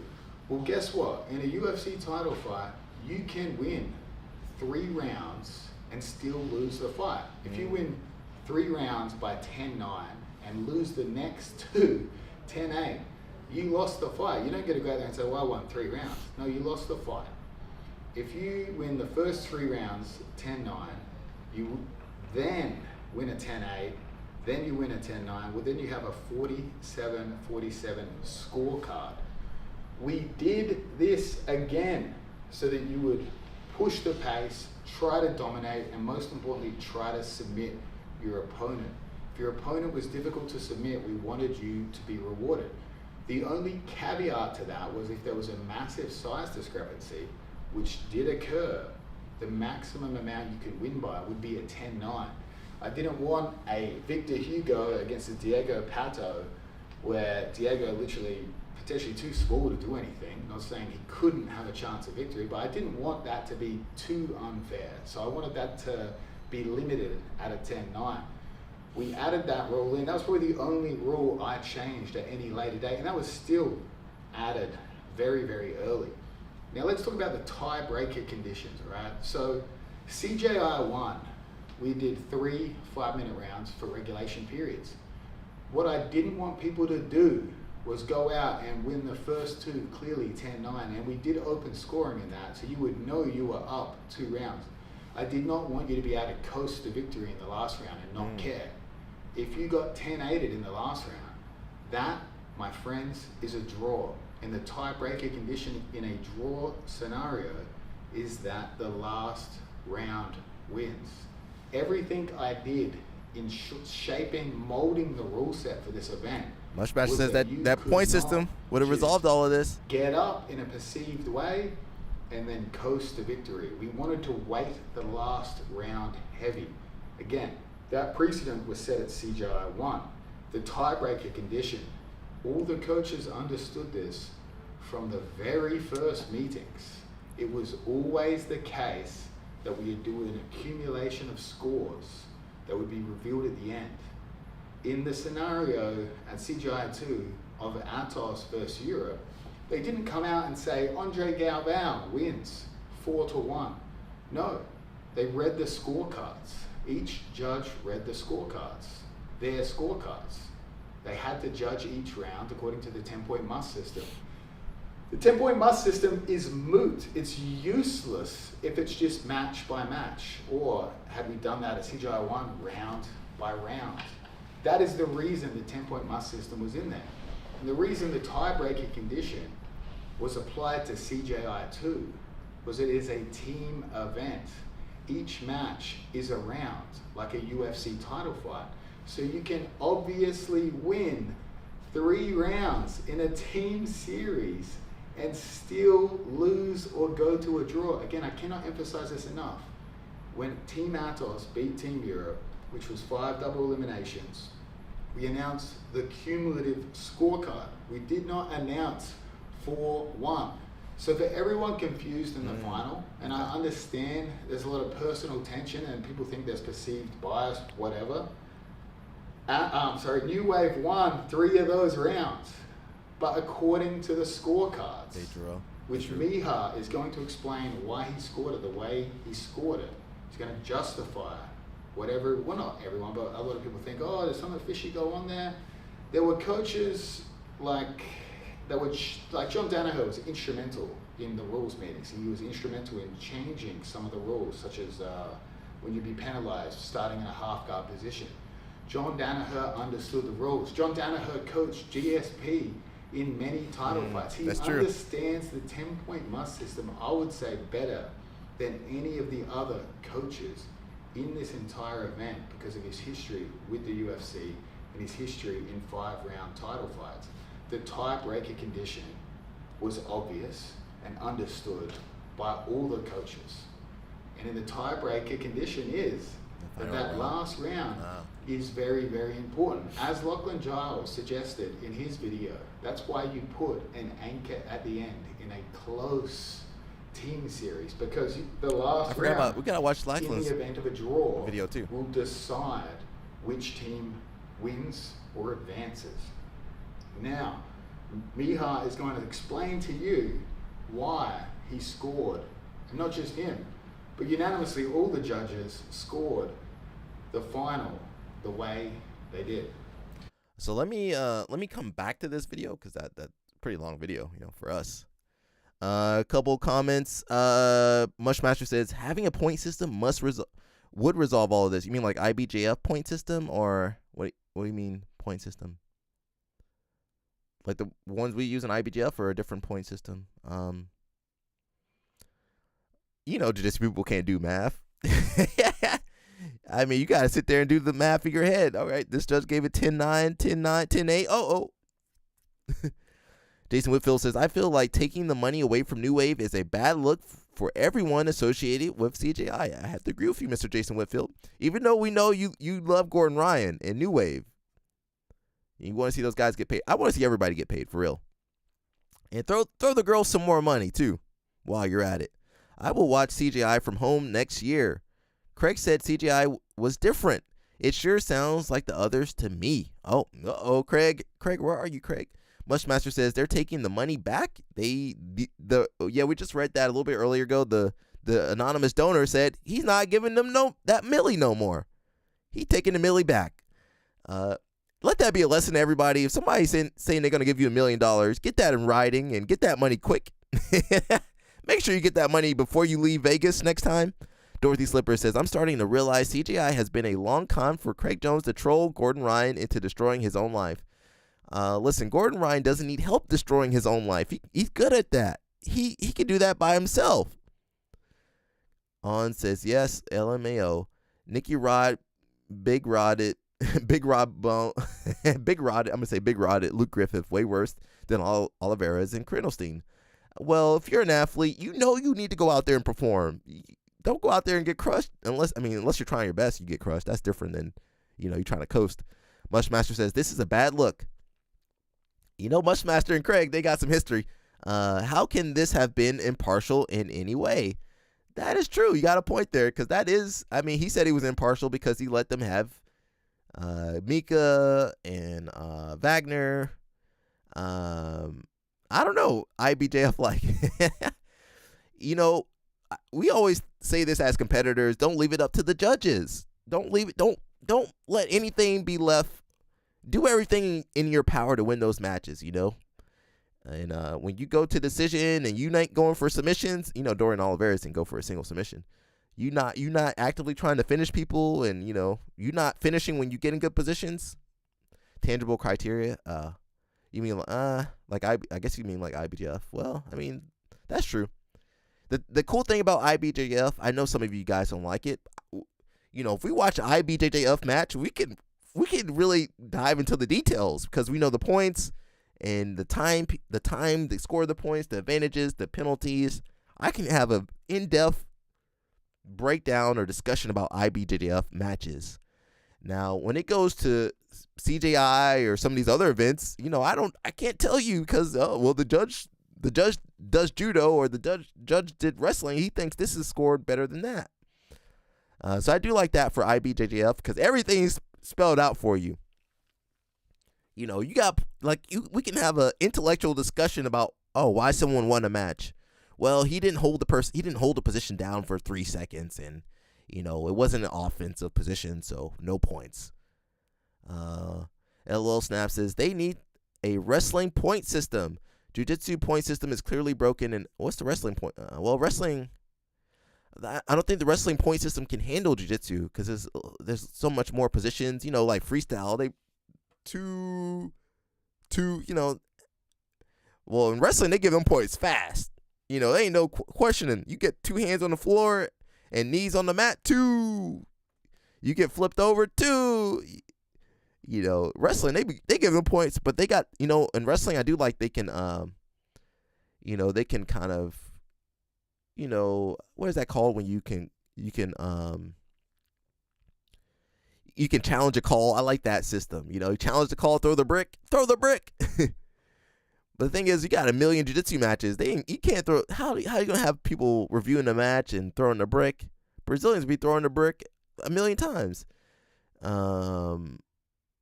He says, don't give the girls enough. I'm giving the girls money, bro.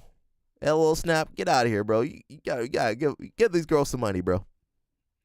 LOL Snap, he old school Cuban. This ain't old school Cuba no more, man. It's 2025. You gotta give the girls money. You gotta pay them equally. Nah, I don't have those views. I would have gave the girls 250, 200, 150, something, a little bit more. I would at least let them have the bonus, the submission bonus. Josiah getting everything out of his system. Get it out your system by Friday, bro. Because, once Friday comes, Jerry Lou says, minus points for getting pushed out of bounds is good. No, just give the push out point to the aggressive athlete. Yeah, I don't like minus points. Give a positive point. Whoever grapples better should win. Well, yeah, that's subjective though. Mushmaster, yeah, because somebody playing guard, you're like, well, he's losing, and guy that on top not passing, you think he won, and he can go for no submissions. Mushmaster says freestyle, Greco, and Judo have points. BJJ needs a unified rule set to prevent this from happening. ADCC has rule. I still don't understand the points behind ADCC. They got some weird rules. It don't be making sense. ADCC rules. You got to hold somebody down for 5 minutes. How you didn't score a takedown and they landed on their butt? Nah, you need to get them points fast, man. On says points should be fast. Going to turtle to avoid takedowns is such BS. Well, ADCC, you could do all that. ADCC, they got 1 page of rules. They ain't updated their rules. Nobody. How you score in ADCC? You take the people down flat to their back. They pop back up. No takedown, no advantage, nothing. Now, if you pull guard at the wrong time, you get a penalty. So even ADCC rules kind of whack to me. Guy on top wins, simple. Yeah, but what submissions are you doing from on top? Huh? What submissions are you doing from on top? You ain't. What submissions? This is a submission tournament. What you doing on top if you just wrestle? How are you going to win a submission tournament by wrestling? Outside of Nicky Rod. BJJ guys need to abolish points. Well, Mushmaster and some other people said we need to keep the point system. LOL Snap says everyone needs to go under one unified rule set. We can't because everybody want to do their own thing. That's why the sport will never be taken seriously. Maybe that might be true. Who's gonna take charge of that? IBJJF, CJI, UFC BJJ, BJJ Stars. Who's number one? Zapatero, Kansai. Who's gonna take charge? ADC. Did I say ADCC? Says then you need to make a natural division and a supplemental division and let them boys go at it. We don't want to see people dying of a heart attack and they not even making $10. Mushmaster says ADCC rules are yeah, ADCC rules. I did ADCC Open. I was like looking at the scorecard. I'm like, what in the world? I can't even think logically about ADCC rules. So what we're gonna do? Let's look at the Lackland video, and then I want to come back to this. I might push this back a little bit too. Save some good stuff for later. We ain't got to cover everything. We'll come back to Miha, guys. I want to see what Lackland's got to say.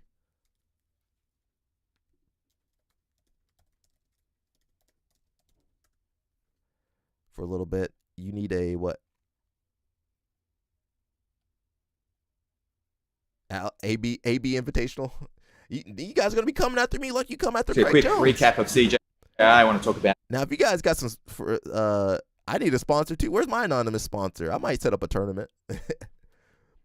Where's my? I'll do something if I get an anonymous sponsor and we'll stream it. I'll do it like Kai said. Now I'll just do it in the house. rent out a Airbnb and just do it in the yard or something.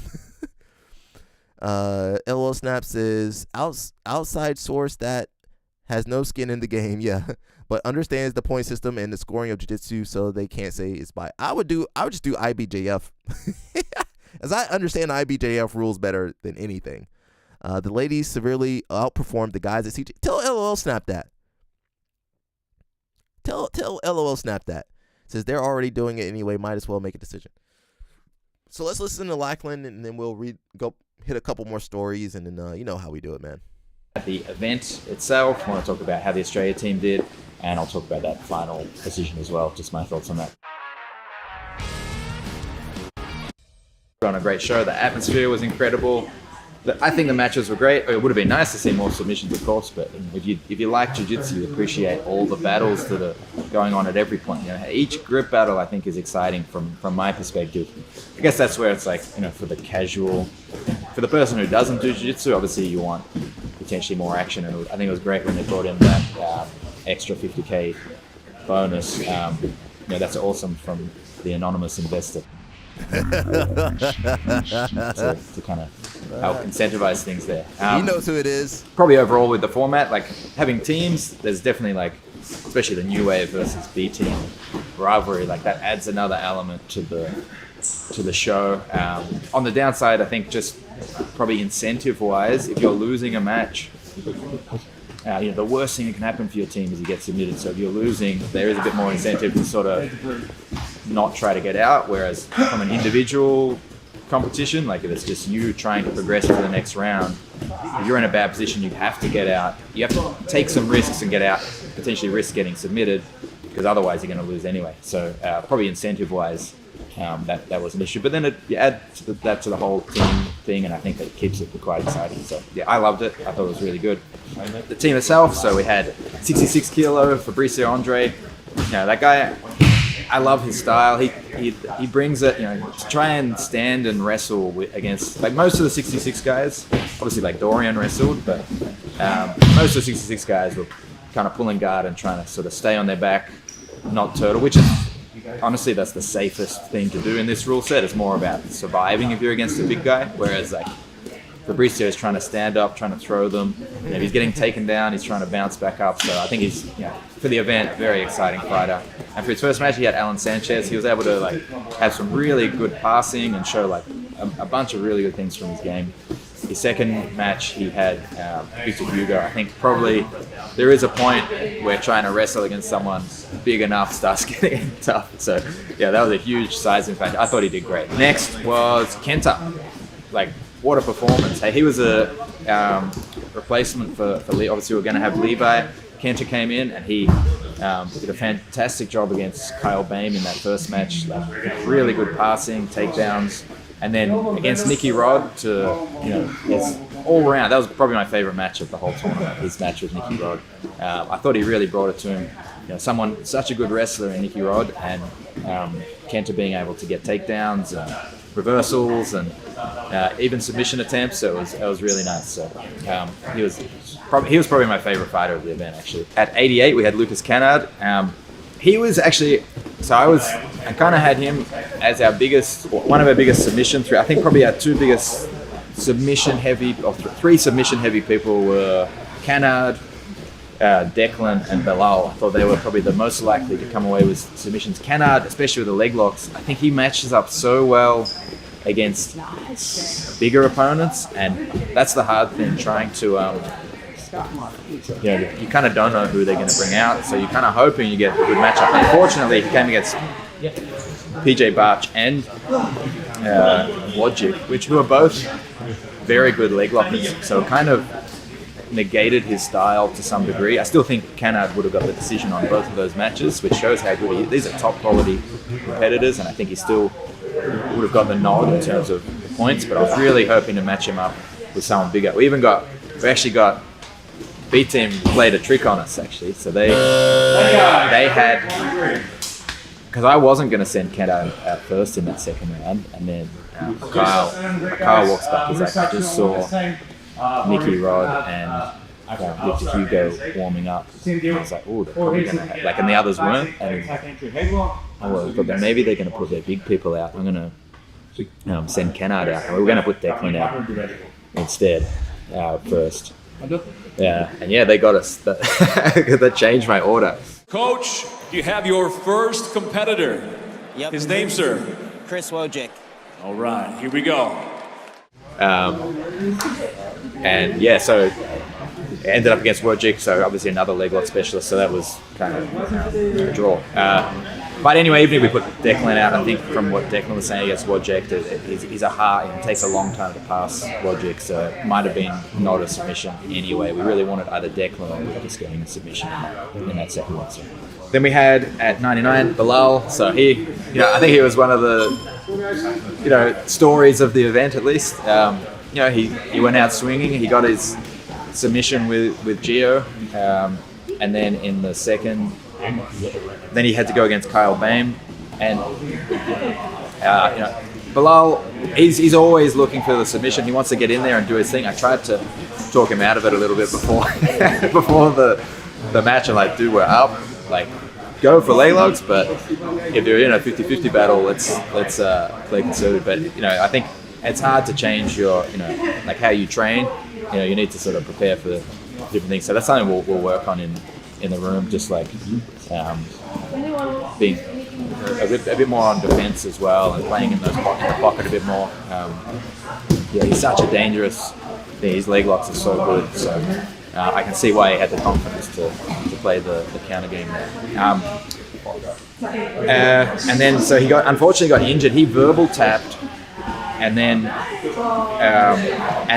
tapped, and then it kind of, I don't know if it was when the ref came in or whatever, but like it was probably a little bit of time from when he actually said, like, from when he verbal tapped to actually the leg lock being applied, being stopped, and I think that made the injury considerably worse, which is a shame because you lose a fighter for the next day. Essentially, he woke up the next day. He's like, I can't step on. I can't even walk. Like, and I'm like, well, if we have to, we'll pull you out. I was trying to see if they would let us get Kid Dale in as a replacement, but they wouldn't let us. Oh no. So I'm like, Bilal, is there a way? Can we get it? Like, if you like tuck your foot under your own leg, like, can you just lie down and hope that they try to mount you and you just defend? Because like if we were able to get up a submission and he could somehow survive, we can still win. Obviously this was with some advice, chatting to the physio as well as to whether there was a physio there doing an assessment just to make sure there's nothing too bad's going to happen. Well, basically had it. If someone started to grab his leg, he was going to tap straight away.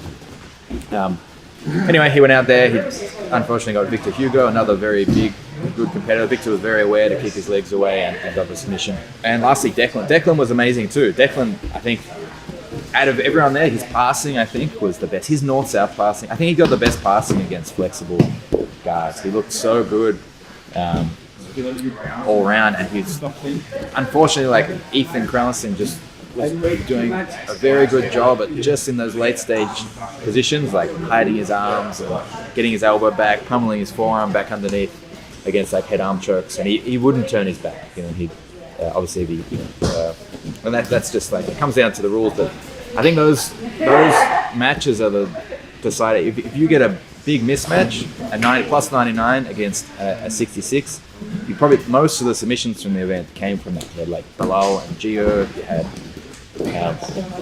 Fabricio got submitted against Victor Hugo, you had Pato got submitted by Luke Griffith. Like, most of the submissions came when there was a big mismatch in size, and that's such a decider, because if you get a submission, that's awesome. If you don't, the best you get is a 10-9 round. So yeah, that was it for our team. I thought the whole team was amazing. I'm very proud of everyone. I was honored to get to coach those guys on the day.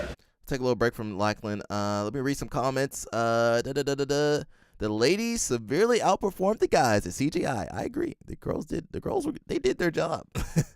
they understood the assignment. They already supplement division. We already had that supplement division. Moneyberg sponsored my dog Alec. You guys gonna see me in the rash guard with the socks on and the truck with the Moneyberg logo on it. You guys want to see me sell out that badly? No. Jason Whitfield says, you can't have wrestling points in jiu-jitsu. Most of jiu-jitsu is played with a top-bottom player. That is the total opposite of wrestling. What's next? We're going to follow the rules of cricket now for jiu-jitsu? Josiah says, I can't believe I'm a topic of this. You always a topic. You an extra special fellow, bro. Now, after Friday, we might not be talking about you no more, Josiah, so soak it up right now.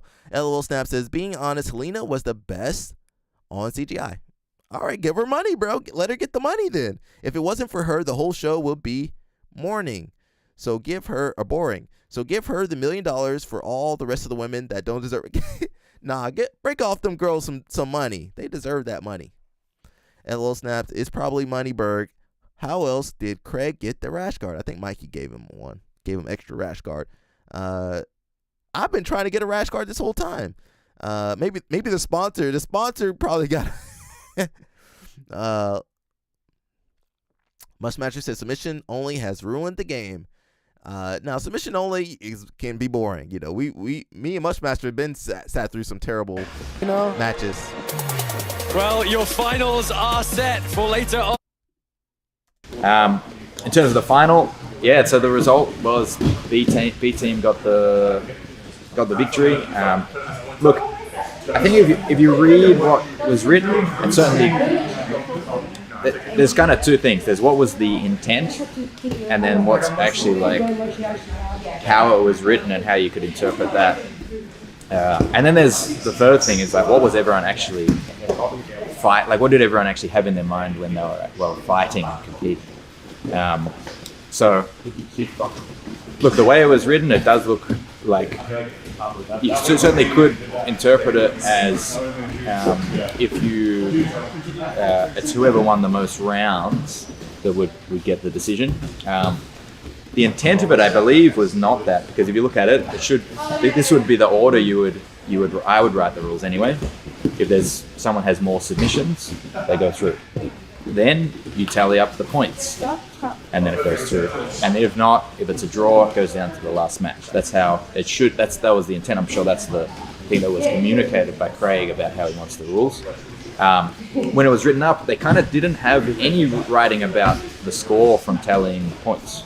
They just said, like, I think that they had a line about like whichever team has the most individual wins, which I think was probably meant to be written as has the highest score in points, but it wasn't, and you could certainly interpret that as like B team had 3 wins. Sorry, New Wave had 3 wins, B team had 2, therefore New Wave won. So, look, I think because of that, that's why New Wave got the $1 million. But what was everyone actually fighting for? Well, I know for my strategy, I had it so I put you want to put a strong competitor last, because that last match actually counts quite a lot. So that's why, like, in the first match, I put Kenta last. He probably doesn't have the strongest submissions, like his positional game, I think, is stronger than his submission game. So I thought he's probably going to out-position everyone. He'll probably win a decision at the very least, and I'll put him last. Because then, therefore, if it's a tie, he's going to get us through over the line. In the second match, we had Bilal was injured. I didn't even know if I wanted to put him out there. I was going to basically, like, if the team was losing, we were down on a submission, he was last, I was going to pull him. That actually ended up being the case, and he walked out. I'm like, dude, do you actually want to do this? You're now going to have to submit someone and survive the next match. And he's like, I want to do it. Okay, but like my original plan was actually to pull him if we were in that scenario. So that's why I had him last, just kind of see how the matches were played out. But otherwise, I would have tried to put Bilal's a more submission guy. I would have probably put someone with a greater positional game last. Now, if you look at the way B Team and New Wave played that last thing, they put their 2 probably strongest people last. Nicky Rod and Luke Griffith were the last picks. There's a reason they did that, I think, is because they thought if it goes to a draw, then this last match is the decider. Now Nicky Rod obviously won that, so that was the thing that got them through. But that's how I think everyone was playing the game, with the idea of the last match is the decider. So I think from that perspective, I think all the competitors were thinking that. Certainly when we discussed in the rules meetings, like there's kind of like what's written down, and then there's like you have meetings with we had like 4 meetings with the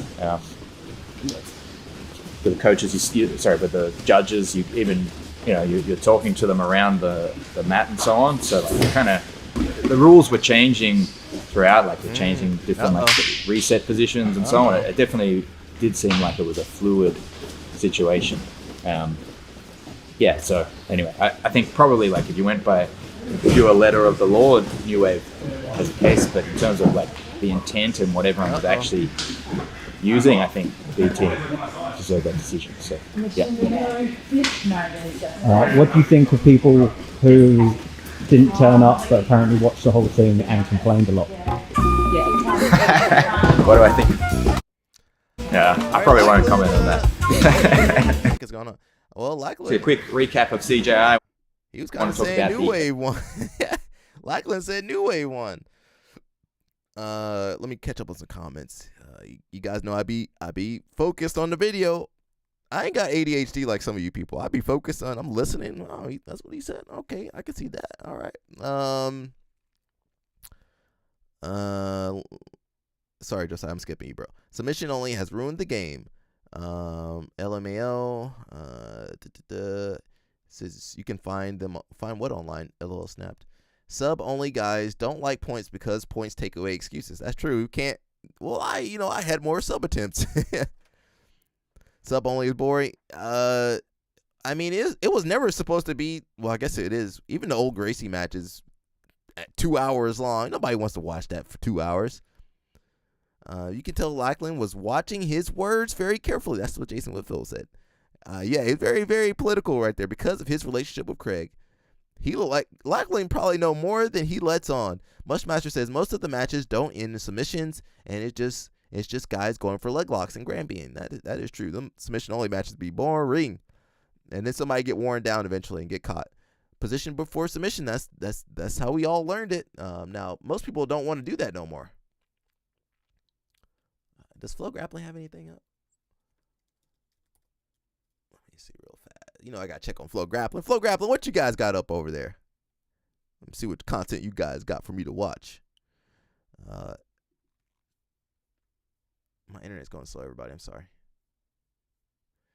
Every match from Declan Moody. We might watch some of that.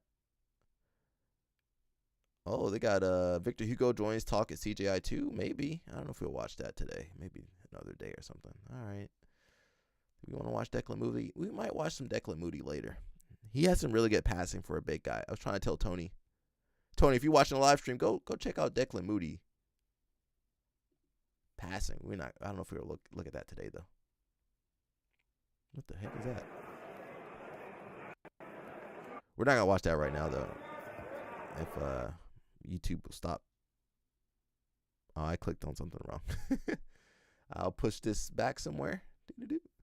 Going back to Reddit. What's Reddit got for us? We just watched. We need to finish the Miha video. We'll get back to that. Let me just read some of these comments though. I can't get rid of that. It says, I think this actually shows how much Craig cares not only about making this event fair, but also the community's opinion. If y'all keep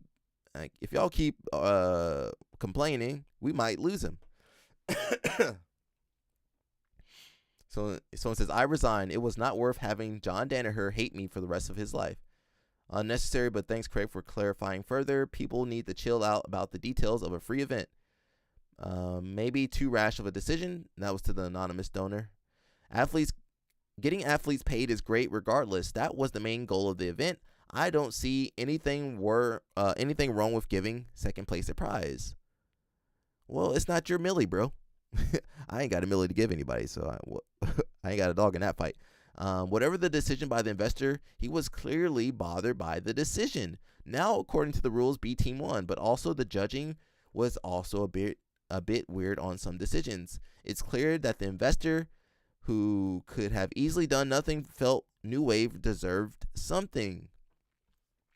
I do not disagree with the decision, and it's sad that the final result was not super clear. Personally, I would love to see both those teams run it again and each put their millie on the line. Yeah, put a millie on the line, everybody. And if it goes to a draw, which I do not think it was, then sudden death first to tap. Says if someone wants to promote the sport and give their own credence, go ahead, like getting mad at someone for tipping a waiter. Some of you guys will be tipping. Probably wanted to avoid a lawsuit. There's no lawsuit if multiple coaches attended rule meetings and understood the rules. It says not really. The rules said most wins won. Seems an accidental oversight by the CJI team who wanted team dominance to be the decider, but lawsuits are won on what the written contract says nearly every time. Probably cheaper than litigating it all. Someone said, also, anonymous donor, can I have $5,000 5 bans? Give me 5 bans. Danaher and Bodoni not referring to CGI2 on Instagram at all is low. Bodoni just put some stories how AI models thought New Wave won. Bodoni got to shut up because he still made some money. He made a little bit of chunk of cash. He still got his submission bonuses, right? Someone says, wait, what do you mean? Like, did he get out of there? He made $250K, while realistically would have made zero if investor didn't put extra money, at least acknowledging it. Who are you talking about? Danaher and Gordon. I'm not gonna say that. Daddy is Adele Fornerino. Not Craig Glazing here, but dude goes above and beyond only to get hated on by people that offer nothing to the sport. I was right about this stuff. Everyone downvoted me. This event really showed just how stupid this sub can be. You didn't need that. You didn't need that show to show you that. Some facts about CGI that have been argued about from the start, despite being obvious to anyone who watched with full context. Bodoni tap GO2. Ethan making Dorian arguably verbal tap makes it no more than 10-9 round. I still didn't hear the verbal tap, but maybe he did. Gordon Ryan is a jerk. Okay. Says the debate isn't the scoring, it's the very first rule. Why is this not being discussed? New Wave won the rounds, so the first rule applies. I think we are being gaslit here. If 5 double eliminations occur, or any such instance where each team's final athletes are double eliminated, the team with more individual wins by judge's decision. I think you gotta take into the whole matches. That's what they were saying. You gotta take in the tally for all the matches. Says, yes, the rules were written in a confusing way, but also there were like 5 meetings and constant conversations about it. It's based on a commonly used model, the purpose and logic behind which is well understood. Interpreting it as most wins simply doesn't make sense with that context. And where it is confusing, they could easily have asked. Yeah, I don't know. Says you're right that the 2 clauses are inconsistent. One bullet point has New Wave winning and the other has B team winning. So what happened in that case? Their contracts are clear. Any inconsistencies in the rules are judged as CJI's sole discretion. So same thing with IBJJF, same thing with ADCC, same thing with every tournament you've ever done. When you lose or win or it comes to a draw, whatever they decide that's 2 wins. That's how it is. They got it in the rules. Again, let me read that part one more time. Any inconsistencies in the rules are judged at CJI's sole discretion. So when you sign that contract, my athletes and coaches, you put yourself up. Now, if you win, awesome. It might be up to luck at this point. If you win, great. You lose, who cares? It just happens. That's kind of life too. So I mean, I don't know why we're arguing, because Craig and the donors can do whatever they want. At the end of the day, they can have their team win and they can have your team lose. When it comes down to things, I'm not saying that's what happened, but that is what happened. It says on the night, clearly the intent was last bout wins, as Craig explained in the video, as was clear to everyone, as it's a quintet rule. On the night with CJI staff and judges, New Wave were solely arguing about scoring, not this rule. As Craig also explained, there's little point in a 10-point must system in the first place if it's most wins win. So it's the scoring. You gotta look at the score, guys, not just the match, but the scoring. Every coach knew this going in, as it was discussed numerous times in the rules meeting. Well, nobody uses the 10 must rule system really. I think does UFC use it? So UFC uses it and CJI. So most of these people aren't used to these rules. Of course they're gonna be confused. We'll look at that some more. Let's look at some stories for what we got on Instagram. Talking about Quintet and CJI, we got Fat Ninja. Again, I'm not making fun of him. That's his nickname. He's training with Sakuraba, the Gracie Slayer. And there's another quintet coming up soon. Hopefully they don't mess it up like let's watch them train. This is in Japan, I believe. Can't play that music. Anyway, you got Sakuraba with the... Sakuraba look old. How old is Sakuraba? He definitely got CTE. But he's training with Fat Ninja. Fat Ninja says, training with a legend. Right before traveling, I had the honor to train with Pride legend, the Gracie Hunter. I said Gracie Slayer. Kazushi Sakuraba. Incredible experience just days before my fight at Polaris. Polaris is also this weekend, I believe, everybody. Sorry there aren't more clips. We stepped out of the camera angle, but trust me, he's still as sharp as ever. Nah, he not, bro. You know my man. He's not decrepit, but he definitely not aging well. Quan, what up, Quan? He says Gordon Ryan might be the sorest loser I've ever seen. You guys know Quan loves B Team or Simple Man, but it's not surprising because he's also an incredibly sore winner. My man just not happy in life. He got everything you could want and still not happy. So let that be a lesson to you people. October 23rd, from Japan to the heart of Dubai, inside the Coca-Cola Arena, Team Survival Grappling. No points, no judges, only submissions. Win and fight again. Lose, and your team is one step closer to defeat. 4 teams will enter. Only one will survive. Live at the Coca-Cola Arena. Tickets on sale now. Quintet. All right, if you guys are going to be in Dubai, go check that out. My people over there overseas, go check it out. Quintet. The most exciting grappling format. October 23rd. Yeah, go check it out. I can't play that music. It might be cool. Hopefully, they don't have the same issues CGI had. Josiah, are you here? Can you guys let me zoom in so you guys can see? It says EBI 25 bots. This is on Reddit. If you guys don't know, Josiah got kicked off of Reddit.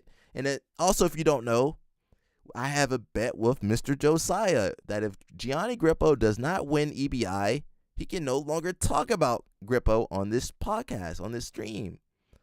So we're looking forward to that, and this is going to happen on Friday. Josiah, where you at, bro? Marley, where you at? So says EBI. Well, Josiah. Josiah. If you're on this stream, Josiah. You probably know Quan. Mushmaster. Balea. Some of these people. It says EBI 25 is Friday. We all know Gianni Grippo is winning, and he'll be the EBI lightweight champion. He'll tap out Ethan and Keith and everyone on Friday. He says that every day. And then he got multiple counts. Him and Marley got a couple counts. I do like Josiah. He'd be the first one to comment on stuff, though. I do like that, Josiah. Keep doing that, but no more talking about Grippo after Friday. Someone says, has anyone else seen this comments on LL Snap said, look at Josiah. He's famous, the most famous white belt ever. Has anyone else seen this comment on any BJJ related YouTube video about EBI 25 and who they think will win? I have seen numerous of them every day since CJI. Now I am almost certain these are bots since they are almost identical to each other. Josiah said he's AI. I knew it, Josiah. I knew you were AI. They are almost identical to each other. Do we think the organizers are using bots to create more engagement? Or maybe it's an athlete, as they are often favored to Gianni Grippo. Screenshots taken from Simple Man Podcast recent episode. Josiah, how you got all this time in the world? He says he's winning. The AI is winning. I love this stream, bro. How else could I interact with people like this? That's crazy, bro. Make sure you're liking the live stream, and make sure you're telling people about the live stream, everybody. This guy isn't a bot. He is Gianni Grippo's #1 fan. I know Grippo know about you. I've encountered him numerous times in the last couple of months under BJJ vids. He talks about Grippo nonstop. It's kind of weird and slightly scary. Josiah says he's winning on Friday. Josiah, you got people worried about you, bro. I saw him posting in Reddit. You know, Josiah, he got kicked off Reddit. I saw him posting in Reddit too. His dream is to have a match with Gianni Grippo. This guy is straight up weird. I'm sorry, Josiah. I'm just reading the comments. I didn't think that. I'm reading the comments. Actually, let me come back here. Can I click on that? Open that up. It says, oh wow, I hadn't seen him on here. Time for Gianni to hire a bodyguard. God dang, they exposed you, bro. They exposed my man. They exposed my man online. Says, just go to his classes. Why is this guy making it complicated? I knew a super high ranked Nogi guy, and he used to get, okay, can't say that. He used to get rainbow guys to trying to pay him for his services. Oh my God, Josiah. Gianni needs to sign you a rash guard right away. This guy is straight up weird. I've seen a lot of Energia video. Oh, the jiu-jitsu guy. Video shoutouts where he comments 4 times under the same video, always with no response. I think the account is deleted since I don't see the comments. Dear Stan, he was commenting a bunch of crap on Who's Number 129 match. Grippo just lost to Max Hansen too. Honestly, I wish I had a fan like that for all the crap I do. YouTube comments makes Reddit comments look like the works of Shakespeare. Not a bot. That's Kevon. He thought he was being... Are you Kevon, Josiah? That makes all the sense in the world. He's not a bot. He's Kevon. I knew it. So far, Josiah is a bot. He's Kevon. What else are you hiding from us? Then he must have many alt accounts because those 2 accounts that were in the pictures are not the only ones I've seen. How many accounts you got, Josiah? They exposing you today, bro. You getting exposed before EBI 25. Who else got a live stream where the people in the chat get exposed? You're not Kevon? That's what I expect Kevon to say. He's got at least 2, and he's all over UFC, BJJ, and CJI vids.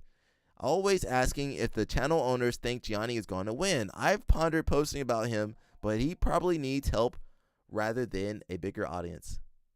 Gianni's biggest fan. Bots are bullish for the sport. Gianni is 100% winning this one, bros. Be sure to watch Friday, September 12th on UFC Fight Pass. B-Team, standout Ethan Krillstein, and UFC fighter Bryce Mitchell stand no chance against him. Is that you? Is that you, Josiah? Josiah everywhere. He is he's the internet itself.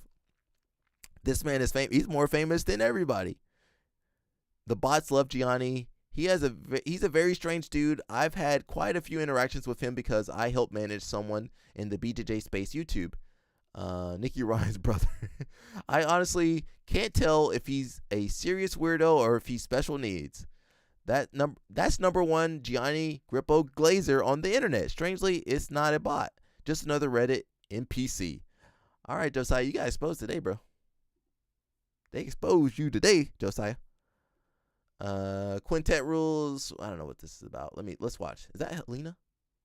Who is that over there? 2 45-minute halves and you fight continuously. 5-minute matches, it's short. Reasoning is submissions are not the only thing that is exciting in jiu-jitsu. Throws, passes, sweeps, all exciting. Every round has to have a winner because we got sick of seeing draws just like everybody at the weekend got sick of seeing draws. We have stalling calls. We have something called the stalemate rule. So even if you're in a dominant position, you can be called for stalling because it's entertainment and not the IBJJF World Championship. We've experienced the limitations of that format already. We had the women's one, which was phenomenal. It was just action from start to finish. And then before that, we did the men's one under these even newer rules. PJ Barch on the Friday sort of came up to us and he was like, there's a winner in every match. Yeah. He's like, so I'm probably going to lose at some point. Yeah, probably. He didn't realize you might not get a sub in that 5 minutes. You might not even get a sub in the next 5 minutes, but there's no way a guy can go 15 minutes with fresh partners and not get finished. Although 5 minutes is short overall, it leads towards a submission.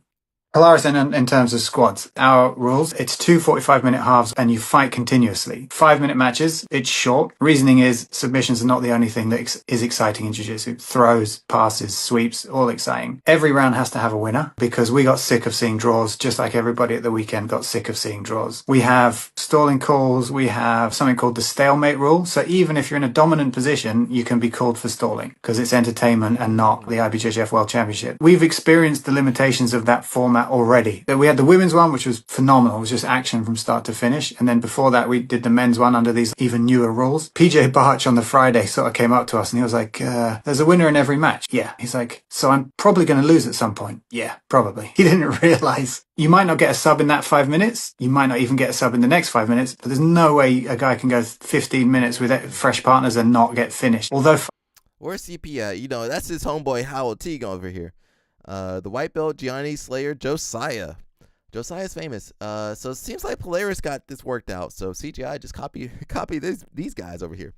Quintet rules, duels, team grappling can take many forms. Says Polaris professional squads could just be the most elegant solution for team grappling events. You know, I haven't watched the new Polaris format, so maybe I need to check that out. Seems like they got it figured out. We got a little photo dump from Mr. Ty Ruotulo. Getting a haircut. Is that his pops? Hanging out with pops. Doing some yoga. Eating good. Doing some Tai Chi or some Wing Chun. Where's Jason Whitfield? He swears to God that Ty is good. Is Ty working his striking there? My man was living good over there. I got no audio. Why is there no audio?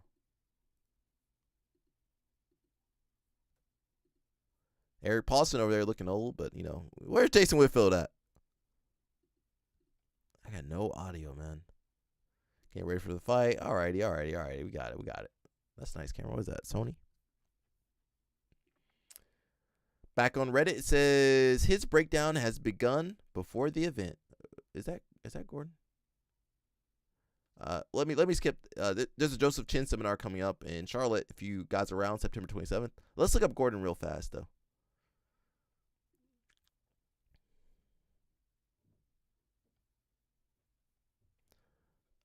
Our comments. You know what? Why all my Jitsu guys gotta take pictures like this? Why they all the Brazilians too? The Brazilians, everybody got a nice watch. Where's my watch at? I don't have a nice watch. I got a Casio. Oh, everybody be showing off their Rolex. I ain't got no Rolex. Guys, donate to the channel so I can get a Rolex too and do that. Is that the Moneyberg truck? Is that the Moneyberg watch with the Moneyberg truck? He Moneyberged out. LOL snap. That should be you, bro. That should be you with the Rolex in the Moneyberg truck. Lift it up. That should be you, brother. Everybody, let me read this real fast. It's all gold and 1 kHP horsepower, 1,000 horsepower. If there's one place I win, it's everywhere. That you guys love Gordon Ryan, man. You guys love Gordon. Gordon, go ahead and break off your boys a piece of that money too. They need some money. They need some sponsorship. They just lost their millie. How your boys lose their millie and you over here showcasing your rollie? Nah, if I lose my millie, you better not show off that rollie.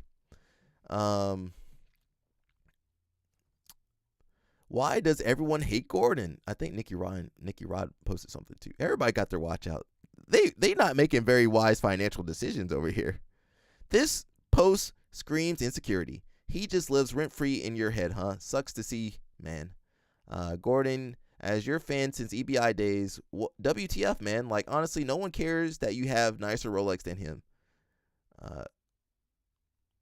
You know you got to show off. I don't wear jewelry. It's for... LOL snap. Are you sure you're Cuban? You know my Dominican bros, they be putting on some watches and stuff, too.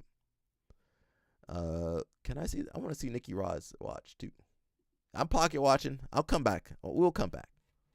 We'll definitely come back to this.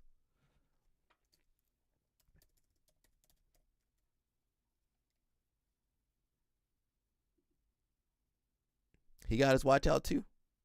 Where's his watch at? Hey, I ain't got no watch. Guys, donate to the channel so I can get a Rollie too.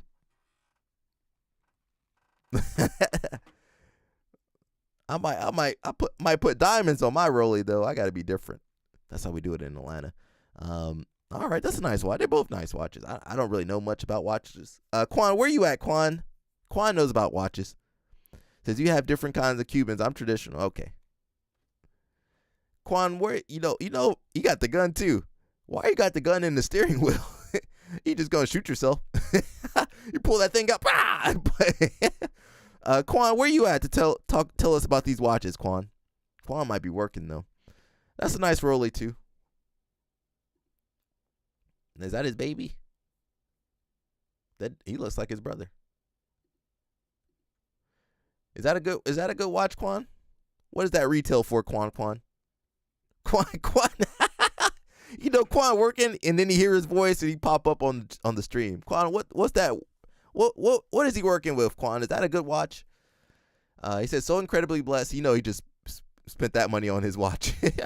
God and love. Focus on being better than you were yesterday. Enjoy every moment. Is that a good watch, Quan? He says they both solid watches. All right. Quan gets his approval. All right, guys, we got about 45 minutes on here, so I got to cover all these stories. See all them tabs? I'm probably not going to cover half the stuff I need to. Quan said these are good watches, though. I should have just if I was smarter, I would have saw that there was 2 pictures there. Is that a date? What is that? Oyster? What is that, Quan? Tell me what those are, Quan. I don't know nothing about watch. Quan, he's my source on all things luxury. He says my bloodlines trace back. My man got history in Cuba. I got a couple Cuban cousins. Sanitaria lineage. Okay. All right, let's look at the post over here. We got some stories. Let me see the stories. Rock to help me cure it without antibiotics. Really? So I had it on my back, and I put. Guys, if you guys take your antibiotics. Gordon's is a day, which is more of a luxury watch. Okay. What did Nicky Rod have? Nicky Rod's is more of a sports watch. Okay. Kind of fixed their personalities. Guys, if you got staph, go to the doctor. Don't pull a Brent aspirin and need some new lungs. I put the topical clindamycin pad, and there's like liquid clindamycin that you can like just rub on there, and then there's a pad. So why do they get staph so much? What's wrong with their skin? Why are they getting staph every day? Got one that's because everybody brings up that Moneybird guy. All right, we're just going through the stories real fast. Okay, let's go. Gordon fits in Texas. He deserves to be there. Stay there too, Gordon. Let's read a couple of this post. It says comprehensive review of the Crooked Jones Invitational (CJI). Muskmaster says all I got is a whoop band. That's better for you than all this other crap. At least you can monitor your heart rate and stuff. Them Rolex watches can't monitor nothing. Quan says there are billionaires who rock the sub, so Gordon making fun of Nicky Rod's watch is kind of stupid. He says I never got staph. What you guys be putting on over there? Coconut oil? What my Cuban brothers putting on? We need that stuff too. They don't wash. Oh shoot. All right, I can't help them if they ain't washing themselves. Hit that shower, bro, because they only got 3 showers. How you got 300 members and 3 showers? Quan says Gordon needs to just focus on himself instead of comparing himself with others. He just sounds jealous. Yeah, he does. Why? He just trying to stay relevant, I think. I don't know. There's too much. All of us too busy to be worried about other people like that. The only reason I'm not really worried. I'm just covering people for my live stream. I'm making money off that though. I'm making money off that. If I wasn't making money off this, I wouldn't care about these people. We'll go through a couple slides. Cricket Jones Invitational. That's kind of funny a little bit. Oh my God. All right, guys, make sure you hit up the Cash App if I got to read all this crap. If you guys just joining us, we Josiah just got exposed on Reddit. We just covered that story a little bit ago. I don't know if I can read all this, bro. What the heck is going on? I can't read all. I'm gonna read the second page, bro. I can't. It says the only other place to get effed up or effed was the contract. So let's get into that. The contract was pretty clear. All rules are explicitly written out in the contract. You forgot the last point where they can decide whatever they want at the end. Quan says he'll be relevant if he competed, but he sounds scared. He can't compete. His health is terrible. He sacrificed his health for that success. All the rules were explicitly written out in the contract. I had lengthy discussions with the donor, who reached out to me initially to get the guys paid. You know, Gordon messed up their millie. He messed up their money. Had their money funny. I had lengthy discussions with the donor, who reached out to me initially to get the guys paid. Let it be known that he seemed like a great guy. There was never really any contention between us, except logical contention of contract clauses. He wants to remain anonymous and has been nothing but nice to me. If you give Gordon money, he's going to be nice to you. Unless something changes and he starts attacking me, I have no interest in posting our discussions at the moment. It appears to me that he is a nice guy. You said nice guy 3 times, bro. Who is just being misled by incompetence and scumbaggery. He initially messaged me that he was sorry and felt that we should have certainly won. He also told me, as well as sent confirmation from CJI, Crooked Craig, Gordon's just terrible, that the athletes would be paid, and more importantly, that CJI would publicly overturn the decision. He says, bruh, just joined and saw a giant wall of Gordon Ryan ranting. Yeah. Guys, please hit up the Cash App if I gotta talk about. Bro, I hate reading this crap. I hate it. I do it because of you guys and girls out there. We started chatting about the contract. The clause being referenced is annexure.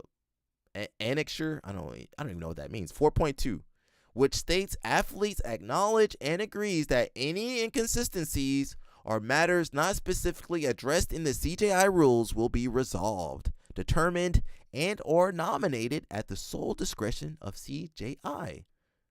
This is fine, except for the fact that all the rules were specifically addressed in the contract. If the contract had not explicitly stated the rules and said something along the lines of see CGI rulebook or website, that would have been fine. The contract specifically stated what the rules were. It also stated clearly what the rules were for tiebreaker. Like previously stated, the last match winner rule was not in the athlete's contract.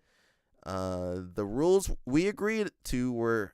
What do you mean we agreed? You weren't even there. How did you agree on anything? You weren't even present. You weren't supporting CJI. Why do you get a say? The rules we agreed to were indeed specifically addressed and very clearly stated in the contract. Moreover, their relevant and non-contractually added rules make things worse, as they clearly contradict one another. The added rule stated if tied on scorecard, the teams whose athletes won the final bout wins. This bullet point is not only not in the contract, but also in direct contradiction to the above bullet point, which was in the contract, stating, now Gordon can read. he ain't. I just spit. That's how you know I'm talking too much. He's never read a single one of his contracts, but he's in this CGI contract for sure. This bullet point is not only not in the contract, but is in direct contradiction to the above bullet point, which was in the contract, stating if 5 double eliminations occur or any such instance where each team's final athletes are double eliminated, the team with more individual wins by judges' decision wins. It doesn't say something like unless there's a tie. But again, it comes down to the scoring, right? I'm trying to figure that out. Danny Chapa says, howdy, Josiah. Hope you're doing well. He just got exposed, so he's not doing too well. He just got exposed, Danny Chapa. I wish you were on earlier. He got exposed on Reddit. Oh, my God. I hate reading this. We're going to skip some of that. I sent you some money. Thank you, bro.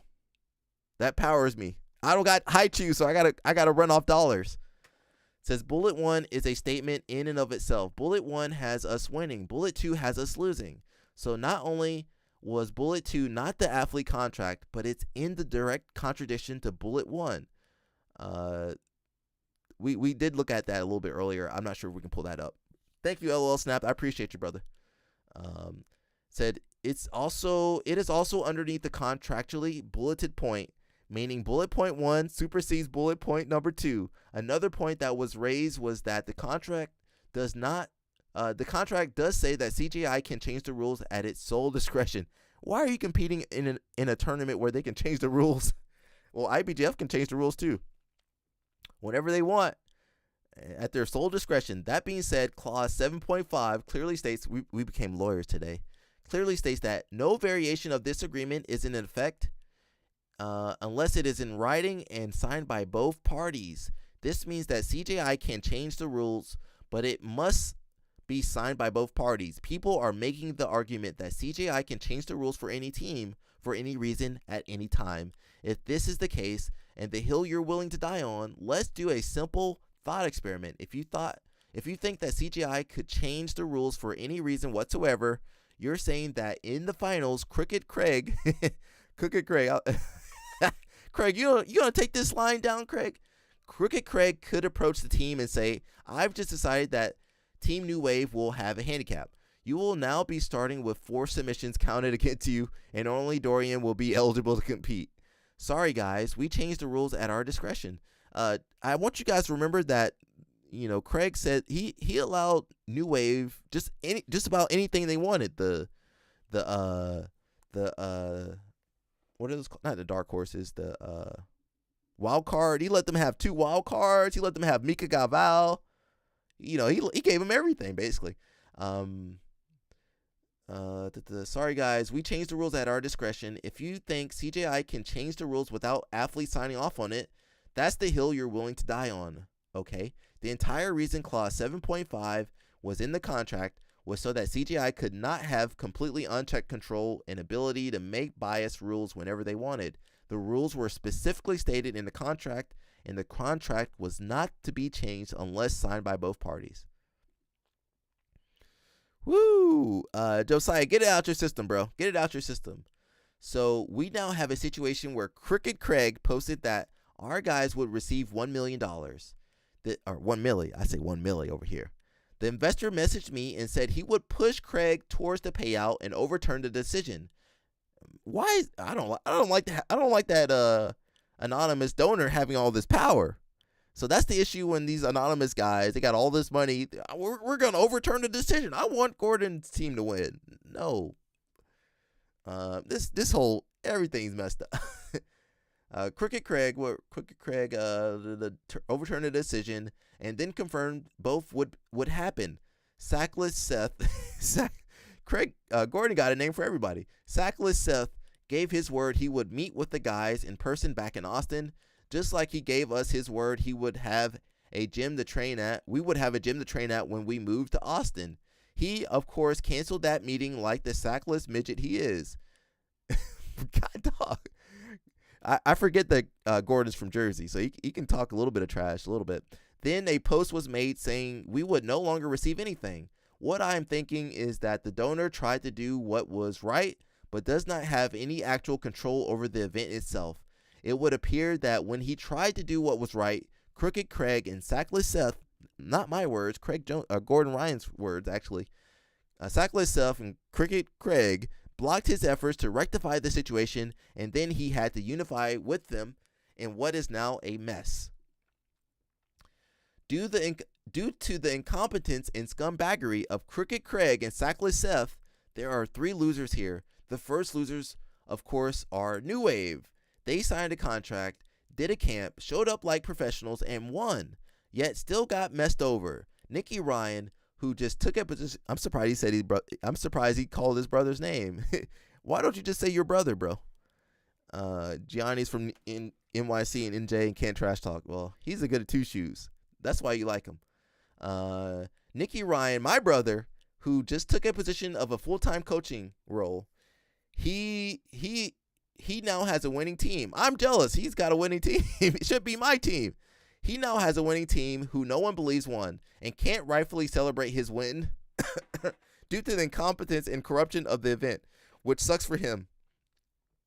The donor, by all accounts, and in the little interactions that we had, so it's not Moneyberg, it's got to be someone else, he genuinely just seems like a guy who likes jiu-jitsu and wants to help athletes make money. There was no ill intent. You should just give the athletes money then. Why you got to do all this tournament stuff? Maybe because of the taxes or something? There was no ill intent when we spoke. We addressed our grievances and had a talk about the contract. I want to respect his want to remain anonymous and let everyone know that I don't believe it was on him that the boys are no longer getting paid. It might be your fault, Gordon. As you know, there are very tricky legal and tax things and such that would make payment harder than you'd think if Crooked Craig refused to pay the men through the CGI entirely. The bottom line is simple. I told the guys they would get messed over at every turn. Of course you're going to say that. And urged them to not take part in this circus. They and John were more optimistic, which I respect. Woo! We're not done. LOL Snap, thank you, brother. You know, I got to be reading all this stuff, man. It'd be rough on my throat. No, did he?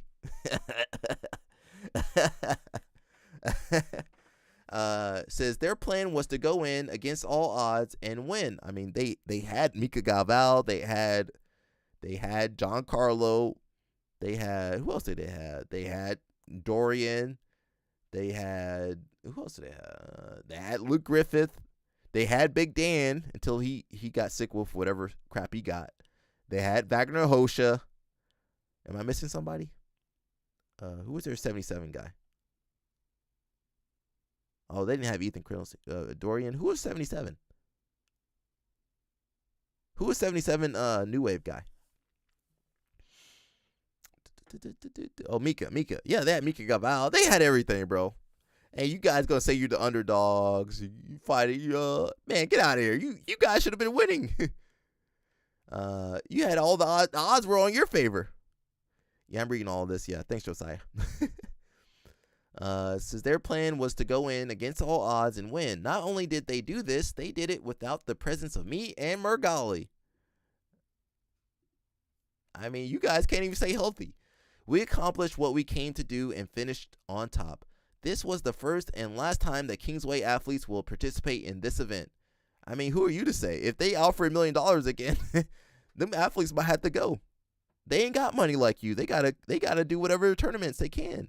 As for the other athletes thinking of competing at future CGI and Crooked Jones Invitationals in the future, be aware that he was willing to do this stuff to a team that took him in, built his brand. He already had a brand before you guys.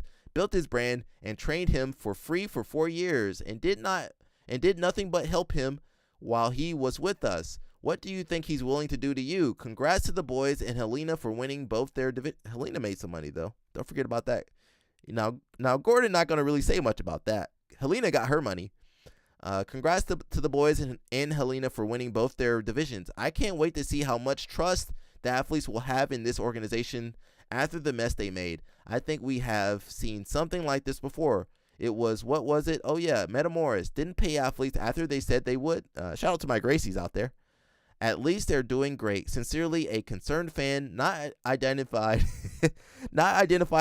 or labeled as an official coach for New Wave at CGI, and has no legal binding connection whatsoever. Conversation over. Sackless Seth. All right. Okay. It wasn't that bad. That's some of the rules. I ain't gonna read that. That's too much. Jiu-jitsu people can't read. Someone said, credit where credit is due. CGI made the wrong call and they fixed it. The donor of CGI messaged me personally and explained the situation while also understanding our obvious major issues. Who sent that post? Wrong call and they fixed it. The donor of CGI messaged me personally and explained the situation while also understanding our obvious major issues with the situation. It is rare in the world today that we find men who still have principles. Or where are those people at? The donor is one of them. I guess not. He don't have principles anymore. With this call, which I deeply appreciate as a man, after a simple review, they have officially overturned the decision and have agreed to pay our athletes $1 million, as well as declare us the official winners of CGI 2. They're not going to do that. Congrats to the New Wave Warriors for winning CGI 2 and to Helena for winning the women's bracket. Congrats, boys. I expected nothing less. Reigning number ones now and forever. Who posted that? I don't know who the donor is. Is it you? Is it you, Josiah? You've been holding out on us this whole time? Oh my God. Let's read a couple comments. Jesus Christ. Thank you, LOL Snap. He definitely is helping out. Thank you, brother. So Josiah, if he loses, your world is going to come to it. Well, yeah, we're gonna see on Friday, man. We're gonna see on Friday. I think we're gonna see. And Josiah, you can't come back as another profile either, bro. I'm saying all you and all your profiles. No more talking about Grippo after Friday. Gordon does says from the dozens of fake Reddit and social media accounts he has of him trying to control the narrative to rumors he spreads about those who have helped him, you can only hide who you really are for so long. Gordon, you can't really talk, bro. The world will slowly realize, just as Z-Team realized when they kicked him out, and just as my teammates have realized, Guy didn't even stick around to congratulate the winning and his team on the winning the prize at his event, which was 80% less per athlete than it was the year before.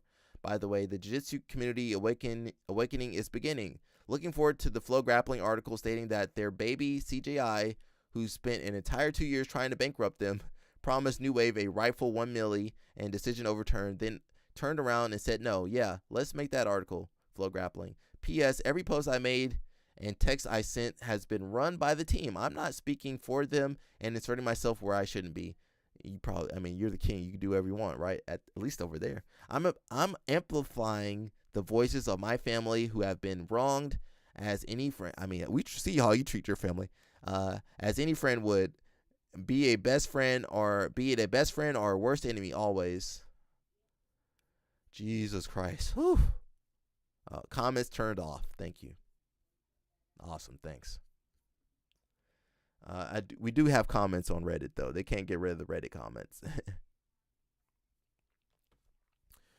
Grippo for President 2028. Well, not on this live stream. We can't talk about that no more after Friday. Josiah, what have you been doing? How do you have all this time, bro? My man is the secret donor. Not only is he Kevon, but he's a secret donor. He's a secret donor for CJI. I knew it, bro. You better break off some money, Josiah, with all this time. If you can hire all these bot accounts, you better pay some money to the stream. Josiah, what have you been doing, brother? We have a believer in Grippo. Nah, get out of here. So we just read all that. I just read all that. Oh my God, I don't know how I did that. Shout out to LL Snap. He definitely helped out. Let's see. Says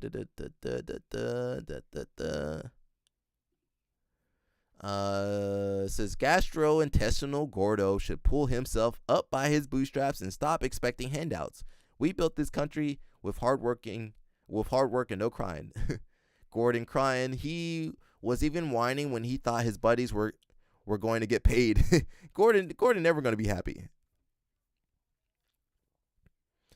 Josiah says he minds his business. Nah, bro. Yeah, but you keep talking about Grippo, and people outed you on Reddit because of that. He was whining when he thought his buddies were going to get paid. He's insufferable and constantly looking for reasons to get pissy online and rant to a turned off comment section. Yeah, he need to turn them comments up or turn them comments on so I can read them. All right, guys, we got about 30 minutes because I'm tired. Reading Gordon Ryan's posts made me tired. Didn't help his team win $1 million on the mats or off the mats, and yet is the loudest one from the chair in the corner. I feel sorry for the New Wave guys that competed at CJI personally. If Gordon had shut up, I wouldn't be surprised if they'd have followed through with the payment. He wanted to delegitimize the whole event and have New Wave crowned winners. At that point, you have to stand firm if you believe you're on the right side of the rules. Gordon cucked his own team. He probably gets cucked by his whole team. How about this? If he competed, that is true. If Gordon had competed, his team would have got paid. That's true. No way Nicky Rod controls him like he did to Luke. He sat in the corner while his team lost a squeaker. Yeah, Gordon, why didn't you compete? Wait, so the anonymous donor pulled the offer to pay pay New Wave. I'm confused by Gordon's post. Has this been confirmed elsewhere? The donor did make a post on Reddit. They still all got paid more than they would for winning ADCC. That's true. $50K. Giancarlo got $50K for those submissions.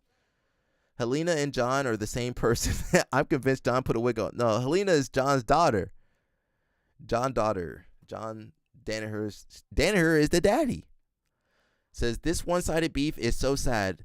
He's like vindictive. He's like the vindictive ex-girlfriend who posts on social media. His hormones His hormones are honestly probably similarly unbalanced. Is that you, LOL snapped on there? I mean, I don't think it's one-sided. I think they both dislike each other equally. But one of them is definitely way better at winning the social media optics battle. God, he's insufferable. Even with the flaws of CGI 2, it's still a more successful event than CGI 1. The drama, the gossip created by CGI 2 is far bigger than CGI 1. And as we all know, the drama is what people really care about in this sport. They don't care about being good in this sport. Seems like the investor wanted to have the event land on a positive note, and Gordon can't keep his mouth shut, so Guy probably thought, why am I giving Gordon's team $1 million, $1 milli, when all he does is blast me after I'm trying to make it right? I could definitely see Gordon messing that up for everybody. And then complaining. He complaining regardless. Dude's acting like a typical has-been. He's trying to stay relevant when no one cares. If he added value to the community, then he wouldn't need to try so hard. If you're following him on socials and think he's a douche, then unfollow. If enough people do it, then he'll become completely irrelevant. Why doesn't Gordon pay his dues if he has so much money? He doesn't have that much money. Mountain says Craig would never let him compete in his tournament. Maybe. He let Danaher come through. LOL snapped. His English is too good for it to be me. Why doesn't Gordon pay if he has so much money? He said himself that he doesn't even care about the money. Okay, bro, I'm sure Derek Moneyburger is just a really fun guy to hang out with.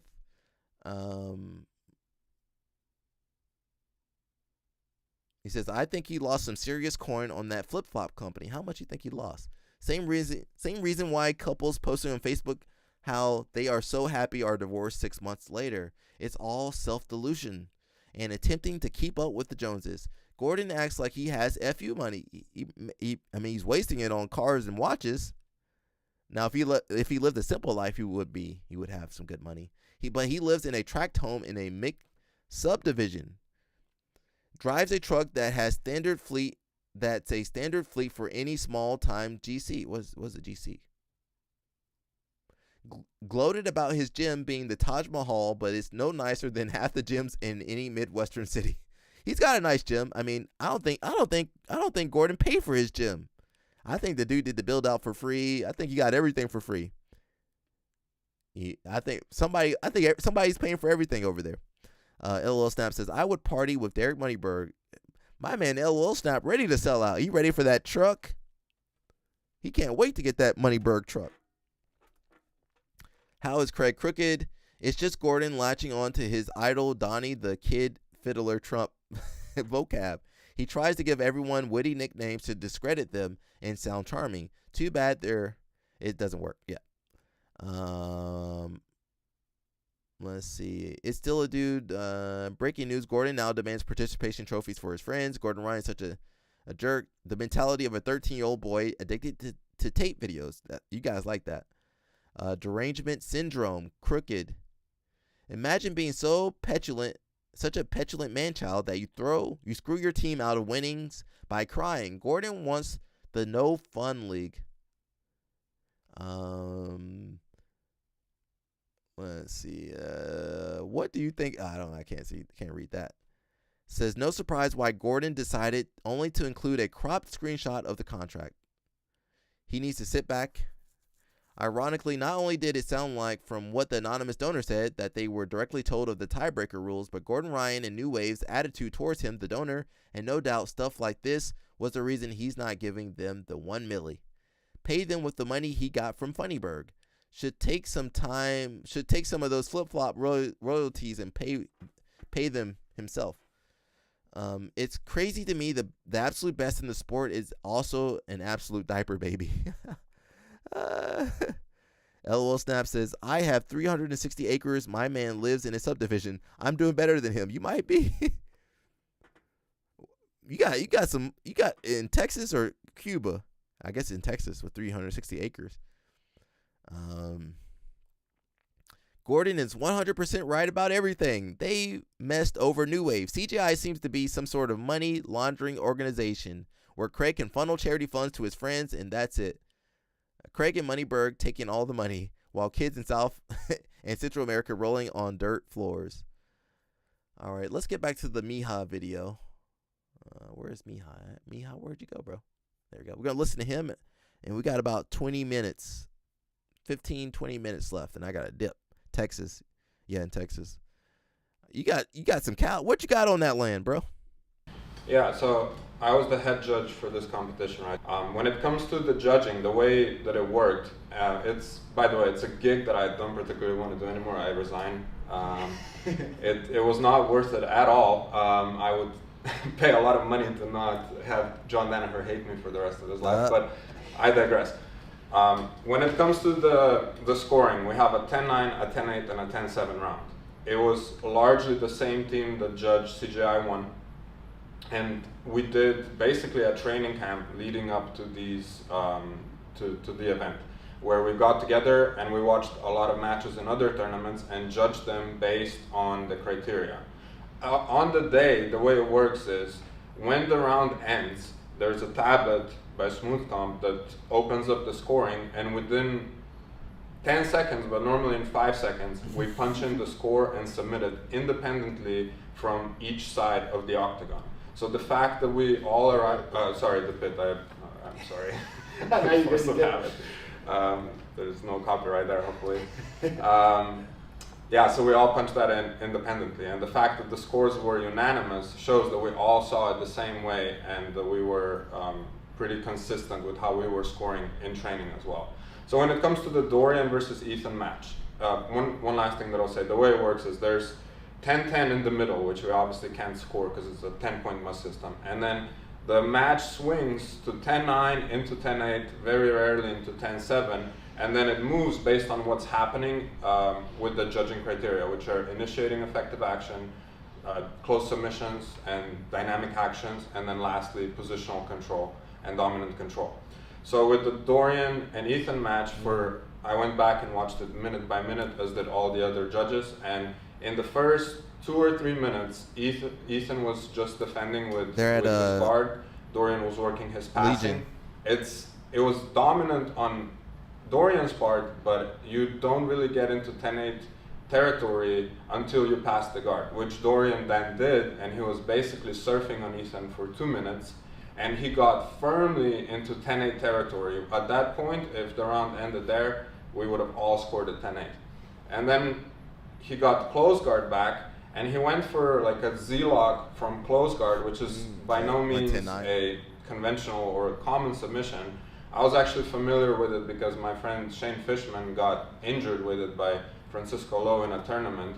And what I saw, and I'm just speaking for myself, but I think all the judges saw it similarly, is Dorian go down in pain. It looked like he screamed, and then Ethan went for the back, ended up in close guard. Now, that was still a 10-8 round at that point, but for the remaining 3 minutes, Ethan was attacking the upper body. He had a body triangle for some time. He opened it up into like normal close guard and looked to attack. What we were looking for was for Dorian to stand up, which he started at one point. He put his hands in the armpit to stand up and open the guard. Had he opened the guard and started passing, he would have gone back into 10-8 territory. But with about a minute to go, the round becomes a 10-9 round because of the lack of progression on top, and because Ethan was able to slow down the match and initiate some action with upper body control. People say that the body... All right, so 10-9 round there. So yeah, you got to fight the whole match, man. Oh shoot, LO Snap said you got the mineral rights too. Don't let you find some oil on that land. You're gonna be rich, Moneyberg rich. Mushmaster says, why was he a judge? I don't know. Well, he's got judo experience. Maybe that's why. Miha does compete. He does like ADCC trials and some other tournaments. You know, I think he does some IBJJF opens.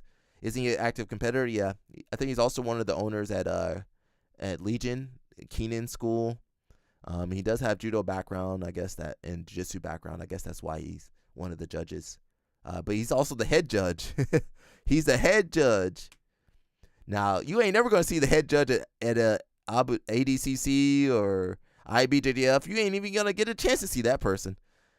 What is this man wearing socks and the other man not wearing shoes? So they're on a mat. If you go to Keenan School Legion, if you know Jiu-Jitsu X, that's where they film. It's like a mat with a curved wall kind of deal. So it's just a matted area. I guess they got the chairs on there too. So yeah, I mean, you used to Moneyberg wearing socks, but you're not used to Craig wearing socks. It says the change from 10.8 to 10.9 makes no sense. Well, they said it's a fluid system. So I guess it takes into account the whole match. You know, the whole match is being scored. The whole match for the whole duration. Well, that's their. I'm not in charge. I would just be like, all right, man, give them the money, and let's leave it at that. You know, I would give the milli. If I had the milli, I would give it to the guys. All right, I don't want to hear nothing else from Gordon Ryan. And Lil Snap says, I have money already. I married a rich woman. Dang, bro. You said she got a sister, right? Let me know. My man living good. Just make sure you start that kids program and that women's program. Triangle from close guard is a stalling position, which is, you could argue that, but if you're getting stalled on from a neutral position like bottom close guard, that doesn't make you overwhelmingly dominant anymore, which is why we all scored it a 10-9 round. And I think as more and more people went back and looked at it, they got to that same conclusion as well.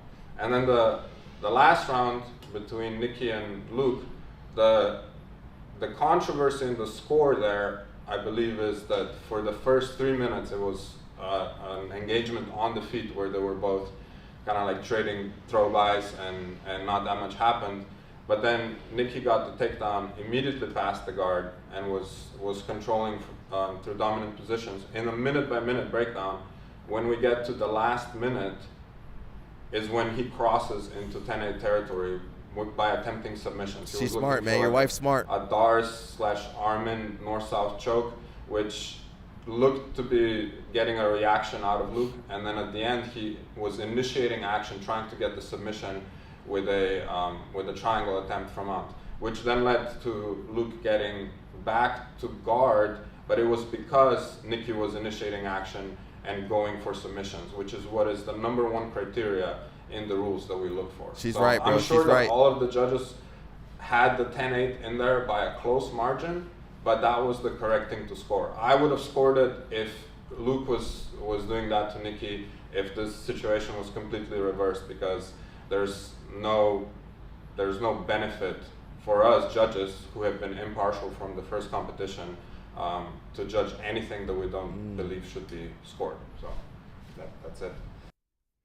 What's interesting to me is that, you know, you have Jay helping me. What the fuck are you gonna help me? Hey, with organize what at 7:30 at night? Where the heck after you get off your job?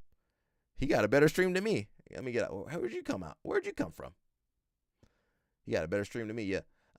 What's interesting to me is that you have people like you know, Miha. You got J Flow. I guess they both do judo and jiu-jitsu. You know, but they're the judges, so I don't know. You know, I mean, who judges the UFC BJJ? Is MMA people? They don't even have commentators that understand jiu-jitsu at UFC BJJ.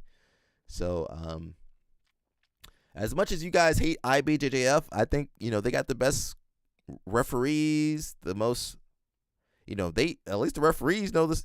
We all know the rules in IBJJF. Too much TRT. You can lower your levels down, bro. You don't need to be, you too high powered. Yeah, you know, it's 2025. Things are different than how they were in Cuba, man. Things were different than last year. But yeah, I'm not, you know, I think Mushmaster brought up a good point. He said, what'd you say? He said, not a lot of impartiality in this situation. And that's the truth. You know, whatever tournament you do, they're not impartial. You go to IBJF, you fighting a guy and his coach, the coach from the same team. Okay, somebody from the same team as the guy you fighting. You go to ADCC and, you know, I don't know. ADCC can be Mo sponsoring the guy you fight. Is that impartial? You fighting the guy that Mo's been sponsoring for the last 5 years, 4 or 5 years. So none of these tournaments are impartial. So as a competitor, you gotta have that in your mind. All right, these coaches, not the coach, the judges, the table staff, the referees, they not on your side. You fighting against them too. So you got to have that mentality, people. And if somebody say they're going to give you $1 million, make sure you get that in writing and get that money up front. Get that money first. And don't let Gordon Ryan mess up your money, because he will. I got about 5 minutes, guys.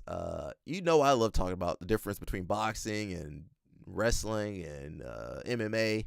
We got Terrence Crawford over here. He's going to fight soon, too. Just get paid more than MMA. It's no comparison. At the top? No. At the top? As a whole. For instance, you'll see a guy headlining at the Spear. They probably be getting a couple of $1 million.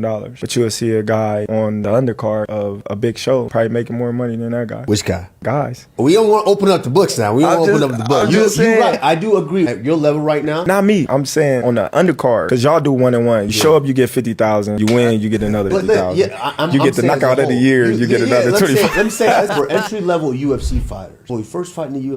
He said you get knockout of the year, you get $25K. MMA's a joke. Where's Quan at? Quan, can you defend any of this stuff? Quan busy, though.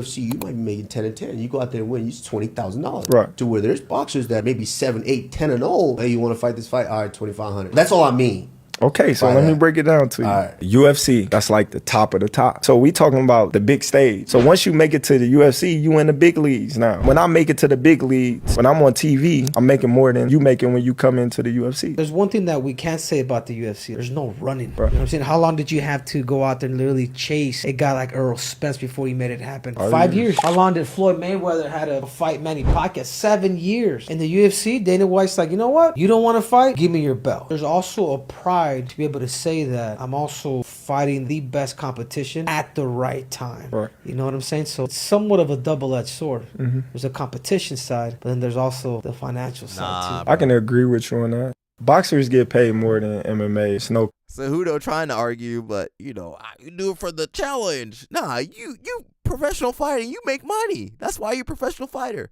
And Lil Snap says, I don't care as long as they pay me my money. I think are you part of that lawsuit too? At the end of the year from the lawsuit. I guess he is part of the lawsuit. You ain't going to see me defending UFC. Mushmaster says, points could have resolved this. That's true. People, yeah, but most of them, if them 10 Planet people can't do points. Everybody else does points except for 10 Planet. The New Wave guys would have been okay. The B Team guys would have been okay. Daisy Fresh guys would have done good. Everybody would have done good except for the 10 Planet people because they don't know what to do about points. LOL Snap says, competition, but you're not getting paid. What the hell? Yeah, I mean, Cejudo comes from a wrestling background too. That's wrestling. This is MMA. This is real stuff. Let's look up real fast. How much did Kamaru Usman make? Because, he's shilling for, they got to shill for the UFC. They ain't got no other options.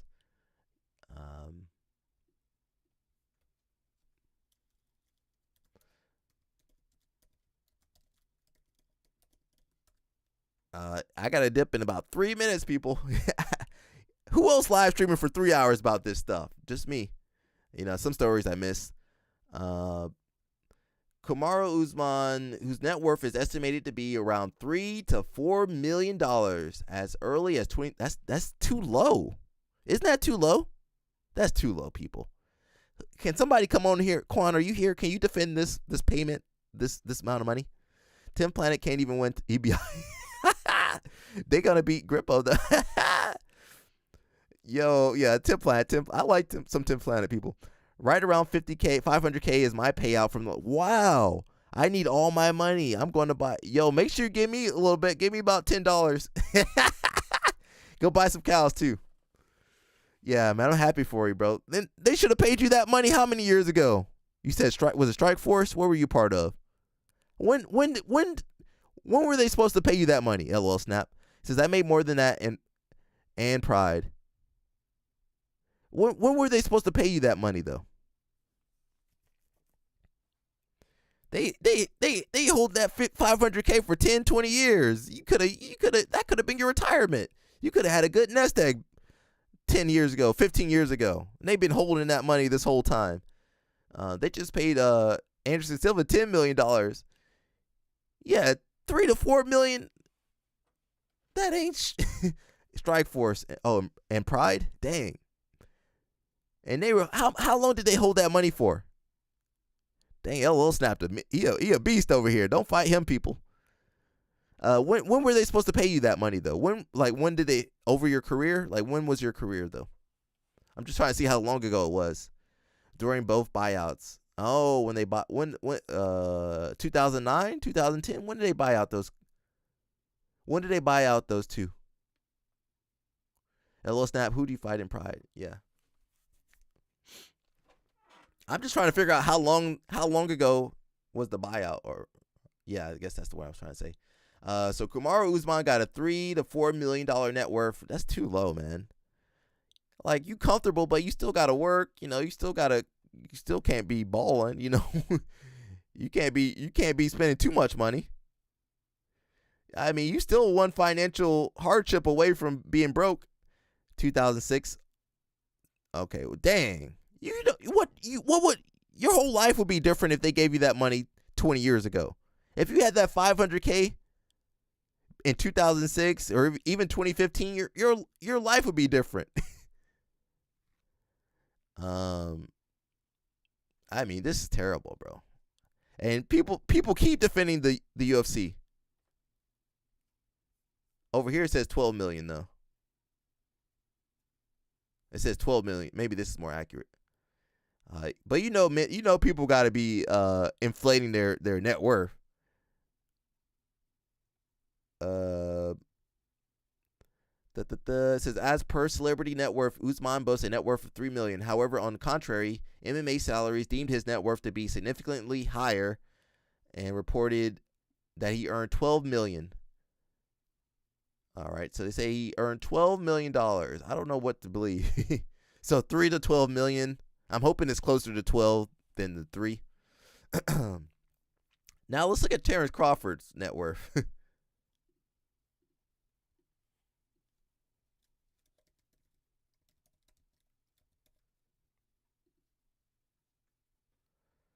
Oh, it's not even in the same neighborhood. He says, it's okay, I married a rich woman and her father has stock on Apple and she inherited all. Wow, you good, bro. How'd you find that girl? I don't have to work a day in my life and I don't want to. All right, you got it made, bro. Danny Chopper says, man, I really do need to take a trip to Houston. Got a casual former Pride Strike Force fighter just chilling in the stream. I mean, you got Mushmaster. You got sometimes Craig is in here. Might be lurking somewhere. Craig, where are you? You got Balea. You got some people in here. You got Josiah. You don't want to hang out with Josiah, Danny Chopper? I have met Danny Chopper before. So for reference, Terrence Crawford's net worth is estimated to be around $40 million. All right. So he ain't even, how old is he? He's the same age as he's the same age as he the same age as isn't he the same age as Kamaru Usman? And is last year, like 2 years ago, that was his biggest fight. How old is how old is Crawford? Let's see. He is 37. He's the same age as Kamaru. 87. What's Usman? He 87 too. He a little bit older though. Yeah, they're basically the same age, 1987. And their net worth, if Kamaru Usman's net worth is $3 million and Terrence Crawford's is $40 million, I mean, something's up, man. Something's up. You guys gonna continue to defend the UFC? We got LOL snapped. He over here trying to win that lawsuit against the UFC. So I'll leave that to you guys to decide who you think should win. He says, you got the great Josiah. Says, I do own a pest control business. All right, and I'm about to open my own gym. All right, we're gonna go visit. And see. I want to see the cows. I want to see the school. I want to see everything down there. Is there any? I missed a ton of stories. So there's no shortage of drama in this sport. You know, I could go for 6 hours easily. That's the crew right there. You guys can't even see. I could go for 6 hours. I mean, I don't want to go for 6 hours. Danny Chopper says, Josiah the GOAT. I'll take him under my wing. I'll put him on the path of whooping Gianni. Unfortunately, we can't talk about that no more after Friday. Let's see what stories we missed. We did see that one. We're gonna skip that. We saw that. There's too much. There's too much drama in this sport. There's just too much drama in this sport, and I missed a ton of stuff. Oh, here's a post we got to talk about though. Let's talk about this post. Dang it! Give me about 10 more minutes, people. We got to cover a little bit about this stuff. I really need to go. It says, I got you, man. Thank you, brother. Geez, no amount of money is good enough for jiu-jitsu athletes. That's true. I mean, where was that post I was looking for? Where my girls at? LOL Snap. We got some girls for you there, LOL Snap. Helena, what's up, girl? What's up, my ladies? Good luck. Good luck at Nogi Pans. Go do it for me. Go win that gold. Mark Coleman. I'm trying to get to a couple stories we had. Here we go. We're just gonna cover 2 stories, and that's gonna be it for today. I'm gonna try to get through them as quick as I can. First one. Let's bring this over. It says another fluff title defense for Mikey. Are you a Falcons fan? Unfortunately, I do live in Atlanta. I can never trust the Falcons after their last Super Bowl run. That broke my heart. So probably not. I should be a Falcons fan, but I mean, what's the point of being a Falcons fan? So let's get through this real quick. It says another fluff title defense for Mikey. Mikey, can you come on the stream and defend yourself, Mikey? It says Kevin Carrasco, number 8, ranked in gi, and 2-0 with the UFC. Is he ranked in the gi? We might need to check him out real fast. He had a good match, but didn't he fight a purple belt at the UFC BJJ? Helena looks like John. Yeah, what's his dot? 28-3. What is that? Yo, yeah. Don't pull that up, Patrick. Stop that. I'm traumatized already, bro. It says besides his wins with UFC, he has only competed 4 times in Nogi his entire BJJ black belt career, 2021 to present. According to BJJ Heroes, for an overall Nogi record of 3-3. Clearly, Nogi is not his specialty. All right, so Mikey, are you fighting another person that doesn't do Nogi? Mateus Gabriel is certainly a more formidable test for light heavyweight champion Carlos Henrique in the gi, as the gi world champion, and a 12-0 Nogi record in IBJF. But the last time Henrique fought a gi world champion in Isaac Doderline, again that was a different weight class, he broke his arm. Wasn't Mikey claiming he would be fighting a top 5 Nogi guy next on Mighty Cast? What a joke. I can't, Mikey, come on here and defend yourself, Mikey. Come defend yourself, because I can't do it. LOL Snap says, I went to Atlanta one time in my life and got canceled. My wife sent me back home on the plane. Yeah. Danny Choppa says, man, I was going to be happy if I won $500 in that absolute tournament, and was happy the tournament was just $30 for that one division. And now imagine you were supposed to get $200,000 and we took that away from you. You'd be upset. LOL Snap says, I've seen a grown man with lipstick and a dress on, and I asked him, what you doing? It's not even Halloween. That ain't fine in Halloween. You're going to see some stuff in Atlanta. You're going to see some stuff in Houston too. The whole party looked at me. The guy started laughing. I thought it was funny, but the other women thought I was very misogynistic. Yeah, I guess Atlanta's not for you either.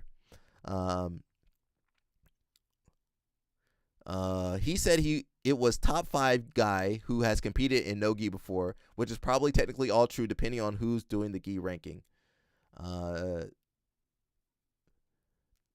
Think it was top 5 guy who's done no gi versus the gi guy who never done no gi in the last one. Mikey, go fight somebody that does no gi, Mikey. Please stop it, Mikey. Please. I'm trying to defend you. Carlos versus Mateus Gabriel going to be good, yeah. But Mikey, who's Mikey fighting?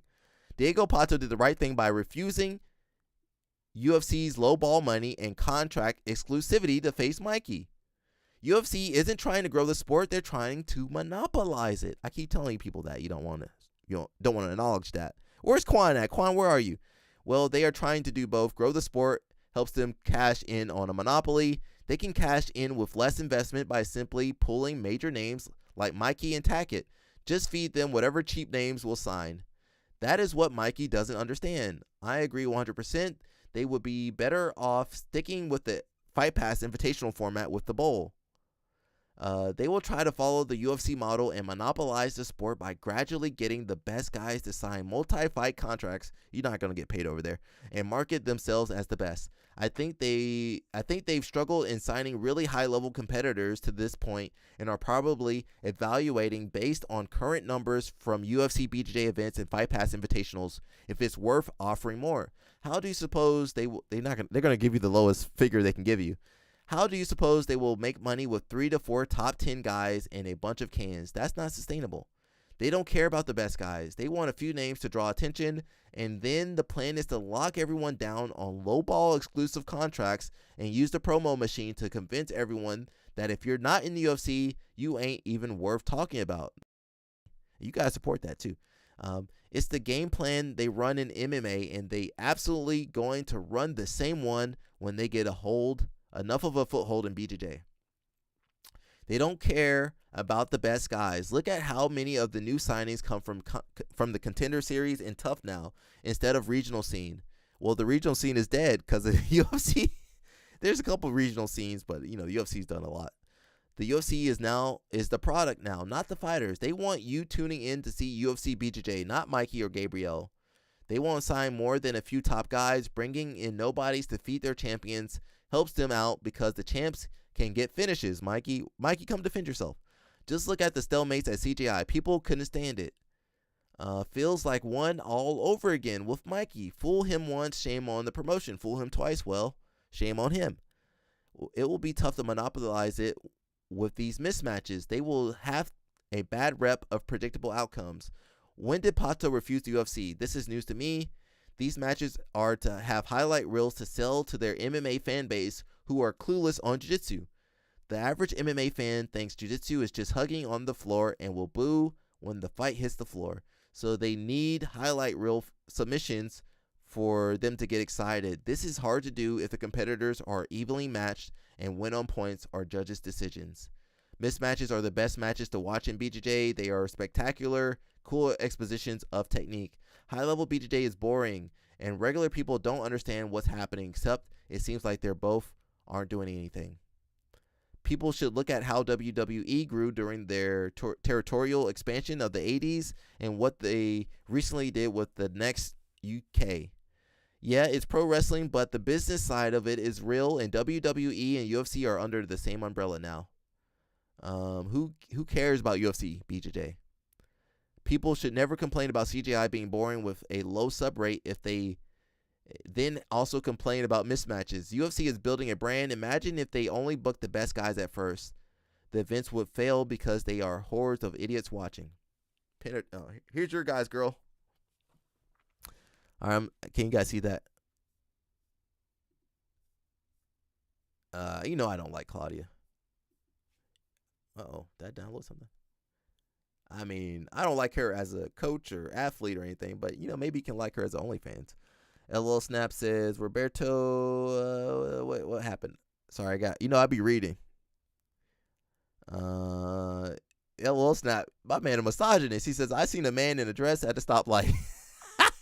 Where were you at, bro? You were in the wrong part of town. You should have told me, bro. I would have told you where to go.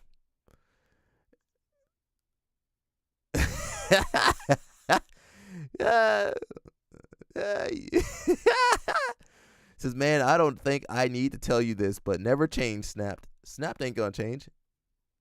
Roberto's gonna sign up for a UFC contract watching and see he was in the gym talking about it the other day. All right, Roberto, I'm gonna miss seeing you compete at all these tournaments now. So, I mean, I'll go ahead and say goodbye to Roberto now. Fury FC is a pipeline into UFC. Okay, that's one way. You got about 2 different ways to get into UFC now. But there used to be Strike Force, WEC, King of the Cage. Some of these other, they all got bought out or went extinct. Patrick T says, Alec, I'm tired, guys. I got to go. Cue UFC rant. Yeah. Danny, sometimes you got to ask. All right. So that's Mikey. Seems like Mikey, fight some real people, please, for the love of God. Last topic before I dip, because I said I was supposed to dip. Dang, I'm late already. Why isn't judo popular in the States? Mushmaster, where are you at? It says, on this first page, we have a customer giving feedback explaining why he or she hates class, i.e. 30 to 40 minute warm-up that has nothing to do with judo. In that thread, There were several customers who agreed and said, that's why I left my dojo. You people don't want to warm up. Every sport's warm up, bro. Yes, yet lots of responses in this same thread to the paying customer were, this is how we do it, and we aren't changing. Now we wonder why judo isn't popular, or someone asked the question, why don't we have Judo-Con? You don't have a Judo-Con? We got Jiu-Jitsu-Con. We don't have a Wrestling-Con, though. And in that separate thread, we were told that it's the NGBs. Who's NGB? It's the NGB's fault. What does that mean? Judo is too hard. We ban leg grabs, etc. Those are all excuses. Here's what I posted to that thread asking about popularity months ago. You are going to get this. You're going to get that it's too tough, takes too long to get good at, etc. Yet tons of other extracurricular activities have no issues with this, including other martial arts. It's because we don't run dojos as businesses. Uh-oh, judo people.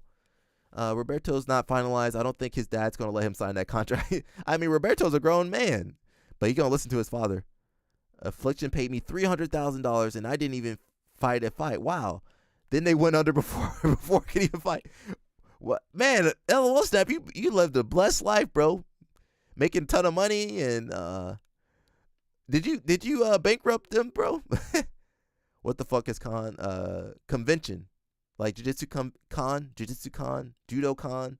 Well, there is no Judo Con. National governing body. Okay, thank you. Since your typical dojo, no one answers the phone. There's no website. There's no updated Google business page. A lot of Jiu-Jitsu schools too. There's no website. It's not designed properly. Jiu-Jitsu too. When someone shows up to the dojo, there's no one there to greet them. The dojo smells like dirty geese. Uh-oh, judo. Come on, judo. Come on, judo. I'm saying dojo. Come on, judo. Do better. The dojo outside and inside presentation is not good, and the instructor thinks he or she is selling judo. Well, you are selling judo, but you're also selling your services, your your facilities, safety. You selling a lot of stuff when you own an academy. Let that be a lesson for you, LOL Snapped. It says, because we have wrestling in school, BJJ is far more popular in the United States than wrestling. Uh-oh. I didn't say that. He said that. Or the poster said that. And it's not close. We can get a pretty good estimate to how many wrestlers there are across the youth, high school, and collegiate and college levels. Collegiate, basically.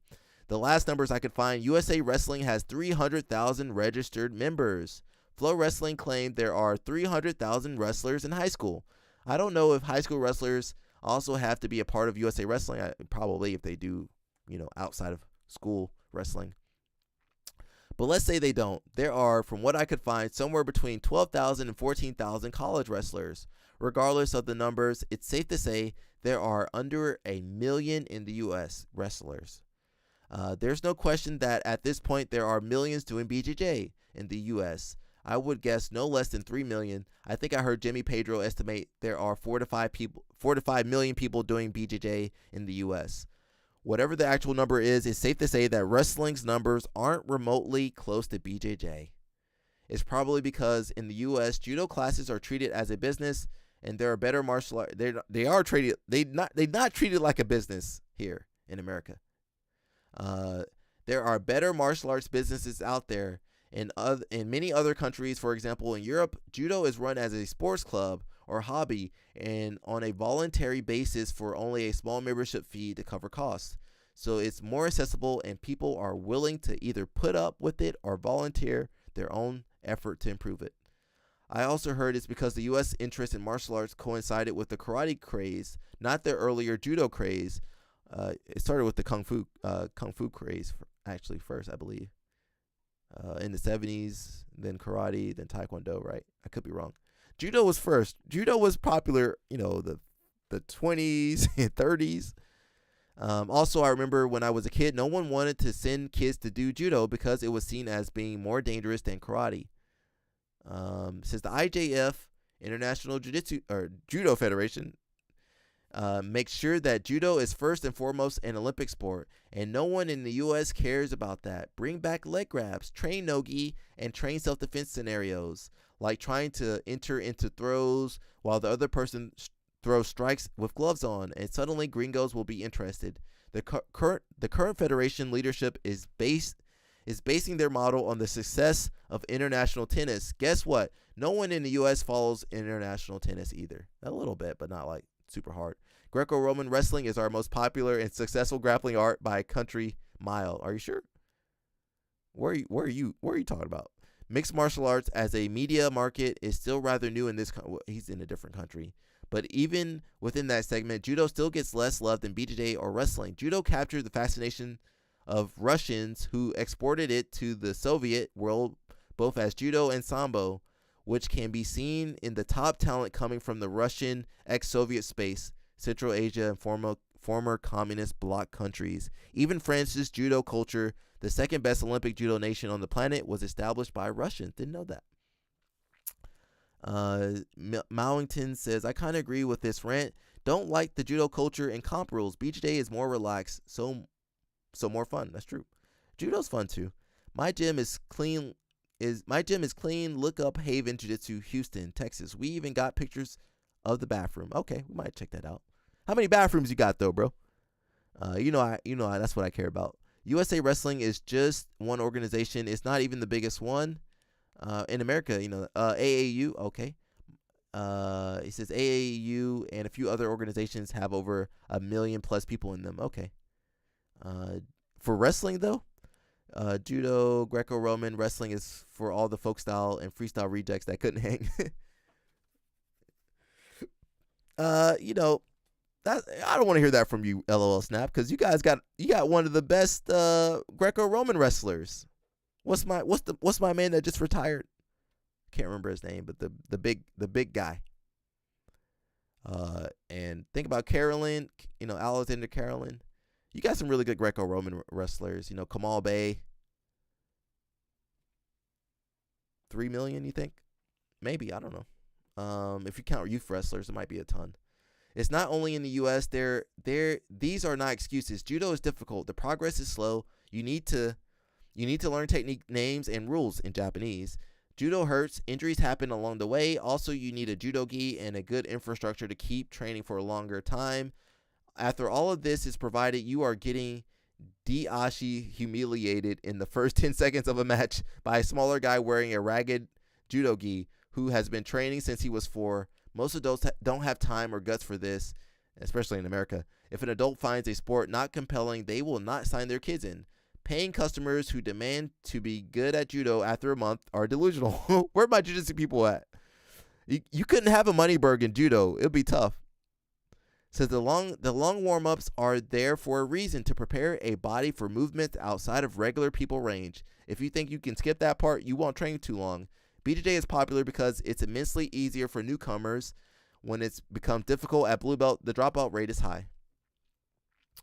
I don't know. I'm tired, guys. I'm tired. You know what? All grapplers are rejects. Wrestlers are rejects. Jiu-jitsu people are rejects. Judo people are rejects. Sambo people, everybody. All right, guys, I am tired. Actually, LOL Snap, we will check out your school. He said Haven Jiu-Jitsu, Houston. We'll check you out real fast. Let's see what we got.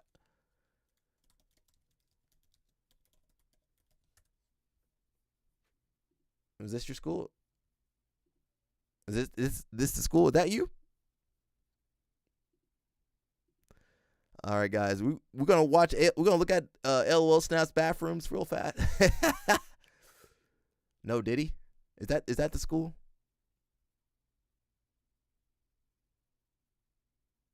That's not you, is it? LOL. He says judo for real. Judo for real men. Danny Choppa says, I get my yellow belt in judo today, actually. All right, congrats, bro. He says, I might come by, also in Houston, Texas. All right, go for it, bro. Now make sure you sign that waiver. LOL Snap, don't hurt them, bro. Don't hurt the people from the stream.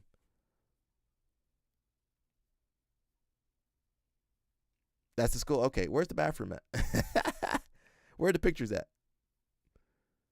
I don't see. It's in the blog. I just trained there. Where's the all right. It looks clean, I mean, most jiu-jitsu schools now, you gotta be clean. You can't be, them judo schools can be dirty. It looks clean. Yeah, it looks nice. Alrighty. Where's the pictures of the bathroom at, bro? That's your coach? Okay. He big too. Is everybody big over there? Judo brown belt, jiu-jitsu black belt. All right, you good. Passionate. There you go. You good. It says, can you waive the drop-in fee for us in the stream?